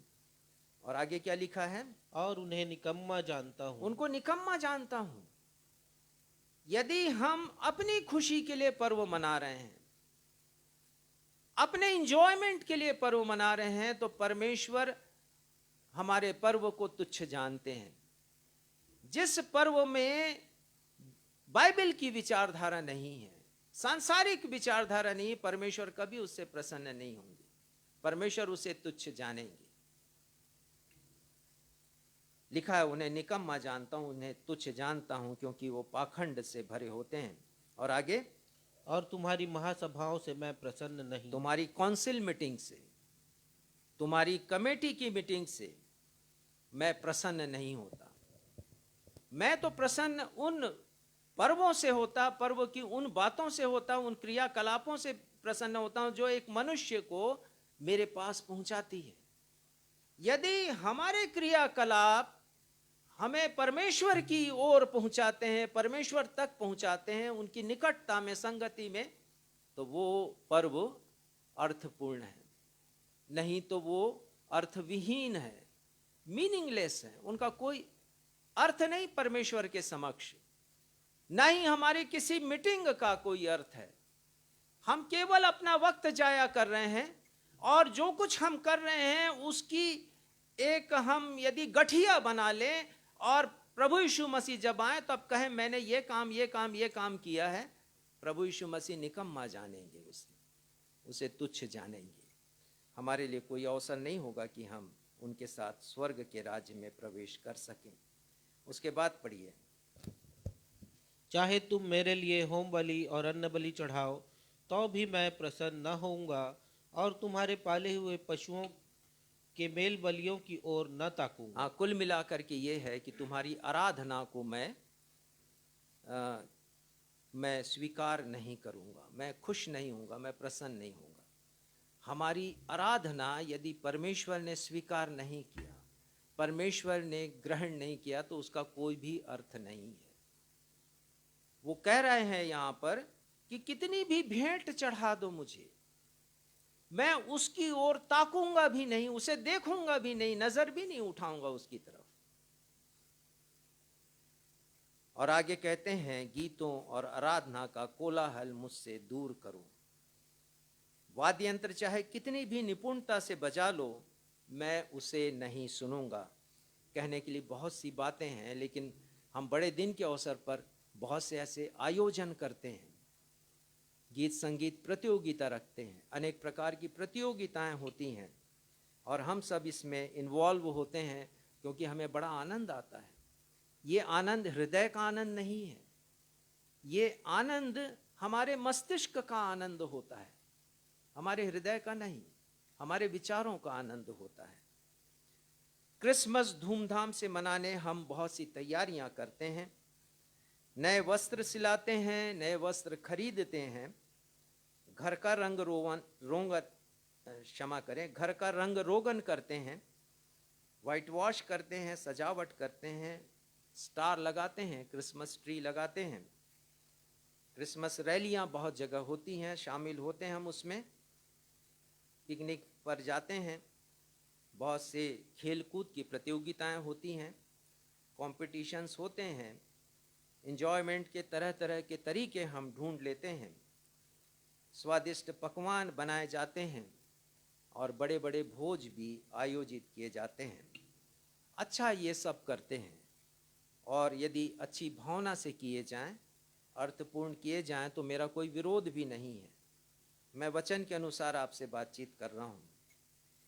हमें सोचने की आवश्यकता है कि जो कुछ हम कर रहे हैं उनसे परमेश्वर प्रसन्न है या नहीं है। परमेश्वर प्रसन्न रहते हैं सबसे अधिक हमारी आत्मिक तैयारी से। प्रभु यीशु मसीह का जन्म हुआ, वो पहला क्रिसमस, जब वे 40 दिन के हुए तो उनके माता पिता उन्हें परमेश्वर के भवन में लेकर आए, और जब वहाँ पर लेकर के आए तो शमौन नामक एक व्यक्ति प्रभु यीशु मसीह के माता पिता के पास आया, और उन्होंने प्रभु यीशु मसीह को अपनी गोद में उठा लिया। और वो कहते हैं यहाँ पर, जो उन्होंने कहा, लूका के 2 अध्याय उसके 28 से लेकर के 30वें पद में लिखा है, शमौन ने प्रभु यीशु को अपनी गोद में लिया और परमेश्वर का धन्यवाद करके कहा, हे स्वामी, अब तू अपने दास को अपने वचन के अनुसार शांति से विदा करता है। ये वृद्ध थे शमौन, और प्रतीक्षा कर रहे थे उद्धारकर्ता के आने की, और उनकी तैयारी थी। यदि आप पूरा पढ़ें तो पता चलेगा वो धर्मी थे, भक्त थे, और उन्होंने अपने इस स्टेटस को खोया नहीं। आत्मिक रूप से तैयार थे प्रभु यीशु मसीह को अपनी गोद में उठाने के लिए। और वो कहते हैं, मुझे अपनी शांति के साथ विदा कर। और 30वें पद में जो उनकी भावना है, उनके विचार है, वो मेरे और आपके विचार होना चाहिए कि मेरी आंखों ने तेरे उद्धार को देख लिया, मेरी आंखों ने प्रभु यीशु को देख लिया, जो उद्धार है, जिनका एक ही उद्देश्य था इस दुनिया में आने का, कि वो मानव जाति का उद्धार करें और उसके लिए अपना बलिदान दे। और वो कहते हैं, मैंने तेरे उद्धार को देख लिया। क्या मेरी और आपकी तैयारी शमौन के समान है? आगमन का प्रथम रविवार हमें संदेश देता है कि मैं और आप सांसारिक रूप से नहीं परंतु आत्मिक रूप से अपने आप को तैयार करें। लूका का सुसमाचार 12वां अध्याय आज पढ़ा गया 40वें पद में प्रभु यीशु मसीह यहाँ पर कहते हैं, 12वें अध्याय के 40वें पद में, तुम भी तैयार रहो। तुम भी तैयार रहो। ये प्रभु यीशु मसीह का कथन मेरे और आपके लिए इस क्रिसमस पर, आगमन के प्रथम रविवार में, प्रथम दिन में, ये प्रभु यीशु मसीह का संदेश है मेरे और आपके लिए। बी प्रिपेयर्ड, मुझे और आपको तैयार रहना है। कोई कंपटीशन में भाग लेने के लिए नहीं, कोई खेलकूद के कंपटीशन में भाग लेने के लिए नहीं। जरूर आप करें उनको, मैं विरोध नहीं करता, लेकिन प्रभु यीशु मसीह जो कह रहे हैं आत्मिक रूप से तुम तैयार रहो। Be prepared to welcome Jesus Christ when he comes. जब वो आए उनके स्वागत के लिए हम अपने आप को तैयार करें। जब हम आत्मिक रूप से तैयार होंगे तभी प्रभु यीशु मसीह के द्वितीय आगमन पर उनका स्वागत कर सकेंगे। प्रश्न उठता है कि लूका 12:40 में प्रभु यीशु मसीह ने क्यों ये आदेश मुझे और आपको दिया है कि मुझे और आपको तैयार रहना है। उन्होंने दृष्टांतों के माध्यम से भी हमसे बातचीत की है। 10 कुंवारियों का दृष्टांत तैयारी के विषय में ही है, और मूर्ख कुंवारी, बुद्धिमान कुंवारी, तैयारी किए जाने पर ही उनको उनका स्टेटस मिला है, मूर्ख का और बुद्धिमान का। उनकी तैयारियां थी दूल्हे का स्वागत करने की। और 12वें अध्याय में भी 36 पद में प्रभु यीशु मसीह एक दृष्टांत कहते हैं कि तुम भी उन मनुष्यों के समान बनो जो अपने स्वामी की राह देख रहे हो, प्रतीक्षा कर रहे हो, बाट देख रहे हो कि वो विवाह से कब लौटेगा। और जब वो आता है तो द्वार को खटखटाता है और वो सेवक उसका तुरंत उसके लिए खोल देता है। ये उसकी तैयारी है क्योंकि वो जाग रहा है। प्रश्न उठता है क्यों तैयार रहने के लिए प्रभु यीशु मसीह ने कहा। 4 बातों के द्वारा बड़ी शीघ्रता से हम इसे देखेंगे। पहली बात, हमें तैयार रहना है, मुझे और आपको तैयार रहना है, क्योंकि प्रभु यीशु मसीह पुनः इस पृथ्वी पर आ रहे हैं। और प्रेरितों के काम उसका 1 अध्याय और 11 पद यहाँ पर ये लिखा है। और ये वृत्तांत उस समय का है जब प्रभु यीशु मसीह का स्वर्गारोहण हो चुका है और वहाँ पर स्वर्गदूत आते हैं और जो पुरुष वहाँ पर इकट्ठे हैं, जो समूह वहाँ पर एकत्रित है, उनसे वो कहते हैं, क्या कहते हैं, पढ़िएगा। हे गलीली पुरुषों, तुम क्यों खड़े खड़े आकाश की ओर देख रहे हो? यही यीशु जो तुम्हारे पास से स्वर्ग पर उठा लिया गया है, जिस रीति से तुमने उसे स्वर्ग को जाते देखा है, उसी रीति से वह फिर आएगा। जिस रीति से तुमने प्रभु यीशु को स्वर्ग में जाते देखा, उसी रीति से वो पुनः इस पृथ्वी पर आएंगे। इसलिए मुझे और आपको तैयार रहना है। हम कैसे उनका स्वागत करेंगे, कैसे उनका अभिनंदन हम करेंगे, कैसे वेलकम हम उनका करेंगे, वो तो फिर से आने वाले हैं। दूसरी बात, प्रभु यीशु मसीह का दूसरा आगमन निश्चित है। यह तय है बिल्कुल कि वो आएंगे ही। यह सिर्फ प्रभु यीशु मसीह का कथन नहीं है। 300 बार परमेश्वर के वचन में प्रभु यीशु मसीह के द्वितीय आगमन की चर्चा की गई है। यह एक बहुत बड़ा विषय है। तो यह तय है कि प्रभु यीशु मसीह का दूसरा आगमन होगा, और इसीलिए आगमन का रविवार हम मनाते हैं कि हम तैयारी करें उनके स्वागत की, और भी जो अन्य बातें हम देख सकें। परंतु समय निर्धारित नहीं है। समय वो कब आएंगे, किस समय आएंगे, ये तय नहीं है। प्रभु यीशु मसीह ने कहा है, फिर से पढ़िए लूका 12 उसका 40वां पद। और यहां प्रभु यीशु मसीह कहते हैं, तुम भी तैयार रहो, क्योंकि जिस घड़ी तुम सोचते भी नहीं, उसी घड़ी मनुष्य का पुत्र आ जिस जाएगा। घड़ी तुम सोचते नहीं, मैं और आप जिस समय की हम कल्पना भी नहीं कर सकते, उसी समय प्रभु यीशु मसीह का आगमन इस पृथ्वी के ऊपर हो जाएगा। बहुत बार जीवन में हमें इसलिए नुकसान उठाना पड़ता है क्योंकि हमारी तैयारी आधी अधूरी होती है। हम पूरी तैयारी नहीं करते, इसलिए स्कूल का रिजल्ट भी बिगड़ जाता है, हमारा इंटरव्यू ठीक से नहीं हो पाता, नौकरी हमें मिल नहीं पाती। आधी अधूरी हम तैयारियां करते हैं, हमारा खाना बिगड़ जाता है, भोजन ठीक से पक नहीं पाता है, हमारा केक जिसे हम बनाते हैं वो जल जाता है या कच्चा रह जाता है। आधी अधूरी तैयारी की बड़ी कीमत हमें चुकानी पड़ती है। मूर्ख कुंवारियों के विषय में हमने पढ़ रखा है, दृष्टांत प्रभु यीशु मसीह ने बताया। जब वो तेल मोल लेकर के वापस लौटी और द्वार को उन्होंने खटखटाया, दूल्हा कहता है कि तुम कौन है, मैं तुम्हें नहीं जानता। आधी अधूरी तैयारी बहुत नुकसान देती। लूका 17:28 में लिखा है, लूत के दिनों को स्मरण करो। प्रभु यीशु मसीह ने कहा जैसा लूत के दिनों में हुआ था। लोग खाते पीते थे, लेन देन करते थे, वृक्ष लगाते थे, घर बनाते थे, और अचानक आकाश से आग और गंधक की बरसात होने लगी। मत्ती रचित सुसमाचार में लिखा है नूह के समय के विषय में, जिस समय लोगों ने सोचा भी नहीं था, जल प्रलय आ गया और सबको बहा कर ले गया। हमें तैयारी करना है, इसलिए क्योंकि समय तय नहीं है कि कब प्रभु यीशु मसीह आएंगे। इसलिए बार बार आया है, जागते रहो और प्रार्थना करते रहो। इसीलिए आया है कि हमें सतर्क रहने की आवश्यकता है। 7 दिसंबर 1941 को प्रातः 8 बजे अमेरिका के सैन्य अड्डे, जिसे पर्ल हार्बर कहा जाता है, जिसके ऊपर एक किताब भी लिखी गई है, एक फिल्म भी बनाया गया है, उस पर जापानी सेना ने हवाई हमला किया। सिर्फ 2 घंटों में जापान के युद्धक विमानों ने अपूर्णीय क्षति पहुंचाई अमेरिकी सेना को, जो पर्ल हार्बर में थी।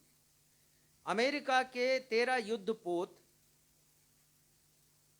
और 230 लड़ाकू विमान ये नष्ट कर दिए गए उस हवाई हमले में, और 3000 सैनिकों को मार डाला गया बम पटक कर। अमेरिका इस हमले को बर्दाश्त नहीं कर सका और वो 8 दिसंबर को ही द्वितीय विश्व युद्ध में आ गया, कूद पड़ा वो। और उसके बाद हम जानते हैं कि परिणति क्या रही। अमेरिका को लॉस इसलिए हुआ, नुकसान इसलिए हुआ क्योंकि उनकी तैयारी पूरी नहीं थी। बाद में ये पता किया गया कि पर्ल हार्बर पर हमला करने की जो योजना है, उसे जापानी लोगों ने एक कोड के रूप में बनाया था, और उस कोड को डिकोड अर्थात उसके अर्थ को जब तक समझा गया, उसके पहले ही वो युद्ध हो गया। आधी अधूरी तैयारी हमें नहीं करना, हमें पूरी तैयारी करना। इसका मतलब ये है कि एक ओर हम पाप की जिंदगी जिएं और दूसरी ओर हम आराधना और भक्ति प्रदर्शित करें। ये जिंदगी हमारे कोई काम नहीं आएगी। तीसरी बात, हमें तैयार रहना है, क्योंकि एक दिन हमें परमेश्वर के समक्ष खड़ा होना है। बार बार हमने आज देख लिया, आमोस 4:12 में लिखा है कि अपने परमेश्वर के सामने खड़े होने के लिए तैयार हो जाओ। इब्रानी 9:27 में लिखा है कि मनुष्यों के लिए एक बार मरना और उसके बाद न्याय का होना नियुक्त है। ये अपॉइंटेड है परमेश्वर के द्वारा। जिस प्रकार मृत्यु एक सच है, शाश्वत सत्य है, उसी प्रकार परमेश्वर का न्याय भी एक सत्य के रूप में है। उसे होना ही है। हमें, मुझे और आपको उससे गुजरना ही है, परमेश्वर के न्याय से। 2 कुरिन्थियों 5वां अध्याय 10वां पद पढ़ दीजिएगा। ये एक बहुत अच्छा संदर्भ है यहाँ पर। 2 कुरिन्थियों 5वां अध्याय और उसका 10वां पद पढ़िएगा। क्योंकि अवश्य है कि हम सब का हाल मसीह के न्याय अवश्य है, और इसमें कोई टालम टोली नहीं। इट इज अ मस्ट, अवश्य है, इसे कोई बदल नहीं सकता है। और वो लिखते हैं, हम सब का हाल प्रभु यीशु मसीह के न्याय के आसन के सामने खुल जाएगा। और उसके बाद कि हर एक व्यक्ति अपने अपने भले बुरे कामों का बदला जो उसने देह में किया है पाए। भले और बुरे कार्यों का। इसलिए बड़े सतर्कता से हमें इस पर्व को मनाने की आवश्यकता है कि हम कैसे इसे मना रहे हैं। आने वाले रविवारों को हम और इसका अध्ययन करेंगे इसके विषय में। यदि हम आत्मिक रूप से तैयार नहीं होंगे तो परमेश्वर के समक्ष खड़े नहीं रह पाएंगे। और चौथी बात है, अंतिम बात है, प्रभु यीशु के आगमन के लिए भले ही हम तैयार नहीं हो, परमेश्वर ने अनेक तैयारियां की। ये बड़ा महत्वपूर्ण है आपके लिए जानना। प्रभु यीशु मसीह ने सिर्फ ये नहीं कहा कि तुम तैयार हो, लेकिन परमेश्वर ने अपनी ओर से जो तैयारी की है मेरे और आपके लिए, वो बड़ा अद्भुत है। पहली बात, आज का उत्तरवादी का पाठ भजन संहिता 96 पढ़ा गया और उसके 11वें पद में लिखा है, आकाश आनंद करे, पृथ्वी मगन हो, समुद्र और उसकी सब वस्तुएं गरज उठें। 3 प्राकृतिक, ये प्रकृति की 3 बातों का यहाँ पर वर्णन है, 3 चीजों का, आकाश, पृथ्वी और समुद्र। और 12वें पद में मैदान और जो कुछ उसमें है वो प्रफुल्लित हो, और उसी समय वन के सारे वृक्ष जय जयकार करें। यानी समूची प्रकृति क्यों जय जयकार करें, क्यों प्रफुल्लित हो, क्यों ये आनंद करें, उसका कारण दिया पद 13 में, परमेश्वर के सामने हो, क्योंकि वो आने वाला है, वह पृथ्वी का न्याय करने को आने वाला है। सृष्टि तैयार है प्रभु यीशु मसीह के आगमन के लिए, प्रभु यीशु मसीह का स्वागत करने के लिए। मैं और आप कहां हैं जब यीशु मसीह आए? तो क्या मैं और आप तहे दिल से उनका स्वागत करेंगे? प्रश्न है ये मेरे और आपके लिए। रोमियो 8 और उसका 19वां पद, पहले भी मैं इसके विषय में आपको बता चुका हूं और आज पुनः मैं इसके विषय में आपको बताऊंगा कि सृष्टि भी बड़ी आशा भरी दृष्टि से परमेश्वर के पुत्रों के प्रकट होने की बाट जो रही है, ऐसा यहां पर लिखा है। बड़ी आशा भरी दृष्टि से सृष्टि परमेश्वर के पुत्रों की, वो पुत्र जो प्रभु यीशु मसीह का स्वागत करेंगे, वो पुत्र जो बादलों पर उठाए जाएंगे। सृष्टि आशा भरी दृष्टि से पुत्रों के प्रकट होने की बाट जो रही है। और 22वें पद में लिखा, क्योंकि हम जानते हैं कि सारी सृष्टि अब तक मिलकर कहती और पीड़ाओं में तड़पती है, सिर्फ इसलिए कि प्रभु यीशु मसीह का आगमन कब होगा। ना सिर्फ वो हमें छुड़ाएंगे, परंतु इस सृष्टि को भी उसके कर्स से, उसके श्राप से प्रभु यीशु मसीह छुड़ाएंगे। क्योंकि परमेश्वर ने जब श्राप दिया तो सृष्टि को भी परमेश्वर ने श्राप दिया है। तो ये सृष्टि बड़ी आशा भरी दृष्टि से परमेश्वर के पुत्रों के प्रकट होने की बाट जो रही, प्रभु यीशु मसीह के प्रकट होने की, और उनके साथ उन सभी लोगों की जो तैयार हैं या जो उनके साथ आने वाले हैं। दूसरी बात, परमेश्वर ने क्या तैयारी की है प्रभु यीशु मसीह के बारे में देखते हैं। यदि वो हमें कहते हैं कि हमें तैयार होना है, तो उन्होंने व्यक्तिगत रूप से क्या तैयारी की है। यूहन्ना 14:3 पद पढ़िएगा, और ये बड़ा मशहूर पद है, जहां पर प्रभु यीशु मसीह कहते हैं कि मैं तुम्हारे लिए जगह तैयार करने जाता हूं। यदि आत्मिक रूप से हम तैयार होंगे तो प्रभु यीशु मसीह हमारे लिए जगह तैयार करने गए हैं। वो तो गए हैं, जाता हूं, वास्तव में चले गए हैं। इसका मतलब मेरे और आपके लिए जगह तैयार हो गया है। तो ये तैयारी है जो प्रभु यीशु मसीह ने किया है। और तीसरी, कलीसिया की तैयारी क्या है। प्रकाशित वाक्य का स्थल पढ़ा गया 19वां अध्याय, और वहां पर भी हम एक बड़े आनंद का दृश्य देखते हैं। लोग बड़े प्रसन्नचित्त हैं, लोग हालेलुया कह रहे हैं, लोग आनंदित हैं, मगन हैं और स्तुति कर रहे हैं। और कारण यह है कि मेमने का विवाह आ पहुंचा है और उसकी दुल्हन ने अपने आप को तैयार कर लिया है। उसकी दुल्हन कौन है? उसकी दुल्हन मैं और आप हैं। यदि हम तैयार हैं तो दुल्हन ने अपने आप को तैयार किया है, और वो तैयारी मेरी और आपकी है कि नहीं, क्योंकि हम अदृश्य कलीसिया के अंग हैं। और आगे लिखा है यहां पर 8वां पद, और उसको शुद्ध और चमकदार महीन मलबल पहनने का अधिकार दिया गया। किसे अधिकार दिया गया? ये कलीसिया को, अदृश्य कलीसिया जिसके मैं और आप सदस्य हैं, जो ऐसे हर एक लोग जिन्होंने तैयारी की है प्रभु यीशु मसीह के स्वागत की। और उसके आगे लिखा है, अर्थात पवित्र लोगों के धर्म के काम है। उस मलमल का अर्थ है क्या हम तैयार हैं। एक राजा के विषय में मैंने पढ़ा और उसकी मृत्यु हो गई, और जब मृत्यु हो गई तो उनके जो सभासद हैं, उनके मंत्रीगण हैं, वो महल में आने लगे और उनके मध्य में चर्चा होने लगी। और उनके एक और सभासद था जो बहुत ही चिंतन करते थे और वो बहुत ज्ञानवान थे। उन्होंने पूछा क्या हो गया राजा को, कहाँ चले गए हैं वो? तो लोगों ने कहा कि वो स्वर्ग चले गए हैं। तो उस ज्ञानवान सभासद ने कहा कि जहाँ तक मैं इस राजा के बारे में जानता हूँ, वो तो सैर सपाटे पर जाया करते थे, वो सैर सपाटे के बड़े शौकीन थे, तो वहीं गए होंगे ये मौत के बाद भी, क्योंकि वो स्वर्ग जाने के लायक उन्होंने कोई काम नहीं किया। हमारी आज क्या स्थिति है? हम क्या ऐसा कर रहे हैं जो हमें स्वर्ग पहुंचाने के लिए बाधा है? तो हमें उसे दूर करने की आवश्यकता है। एक अंतिम पद मैं पढ़ूंगा आपके सामने, पहला यूहन्ना उसका 2 अध्याय और उसका 28वां पद। पहला यूहन्ना 2 अध्याय उसका 28वां पद। और यहाँ मुझे और आपको चेतावनी देते हैं इस किताब के लेखक, और वो कहते हैं, हे बालकों, उसमें बने रहो कि जब वह प्रकट हो। हाँ, उसमें बने रहो।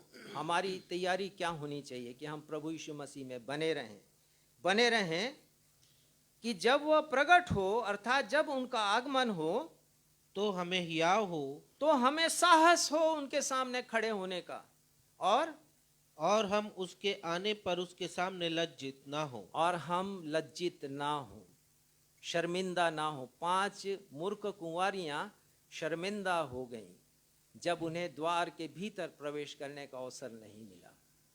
हम क्या कर रहे हैं इस क्रिसमस पर? हम क्या करने वाले हैं? ये बड़ा प्रश्न है आज मेरे और आपके सामने कि हम आत्मिक रूप से तैयार हैं या नहीं हैं। प्रभु, कहीं ऐसा ना हो कि जब प्रभु आए तो मुझे और आपको शर्मिंदा होना पड़े जब वो प्रकट हों। परमेश्वर पिता इस वचन के द्वारा आप सभी की सहायता करें। मैं कुछ और भी आगे बताना चाहता था, लेकिन घड़ी देख रहा हूँ काफ़ी समय हो गया। मैं अपने इस स्थल को यहाँ पर, इस संदेश को यहाँ पर समाप्त करता हूँ। परमेश्वर पिता आप सभी को अपनी आशीषों से परिपूर्ण करे। आइए हम प्रार्थना करें। और अच्छा होगा यदि हम उस गीत को गा लें। जरूर थोड़ा समय है, लेकिन ये गीत हमें चुनौती देता है। हम इस गीत को गा लेंगे। इसके 2 पद को, छेदा था जिन्होंने आंखों से देखेंगे।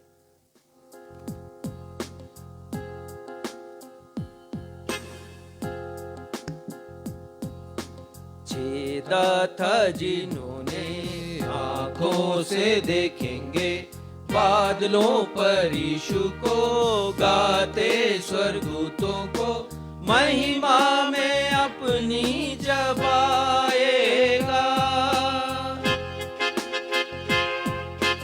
आज समय है पश्चाताप कर लो, कौन जाने क्या हो, कल को न देखो।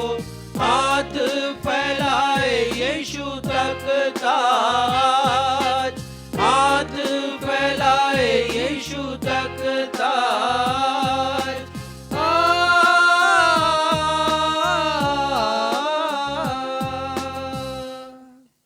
क्रूस को ना भूलना, क्रूस को ना भूलना।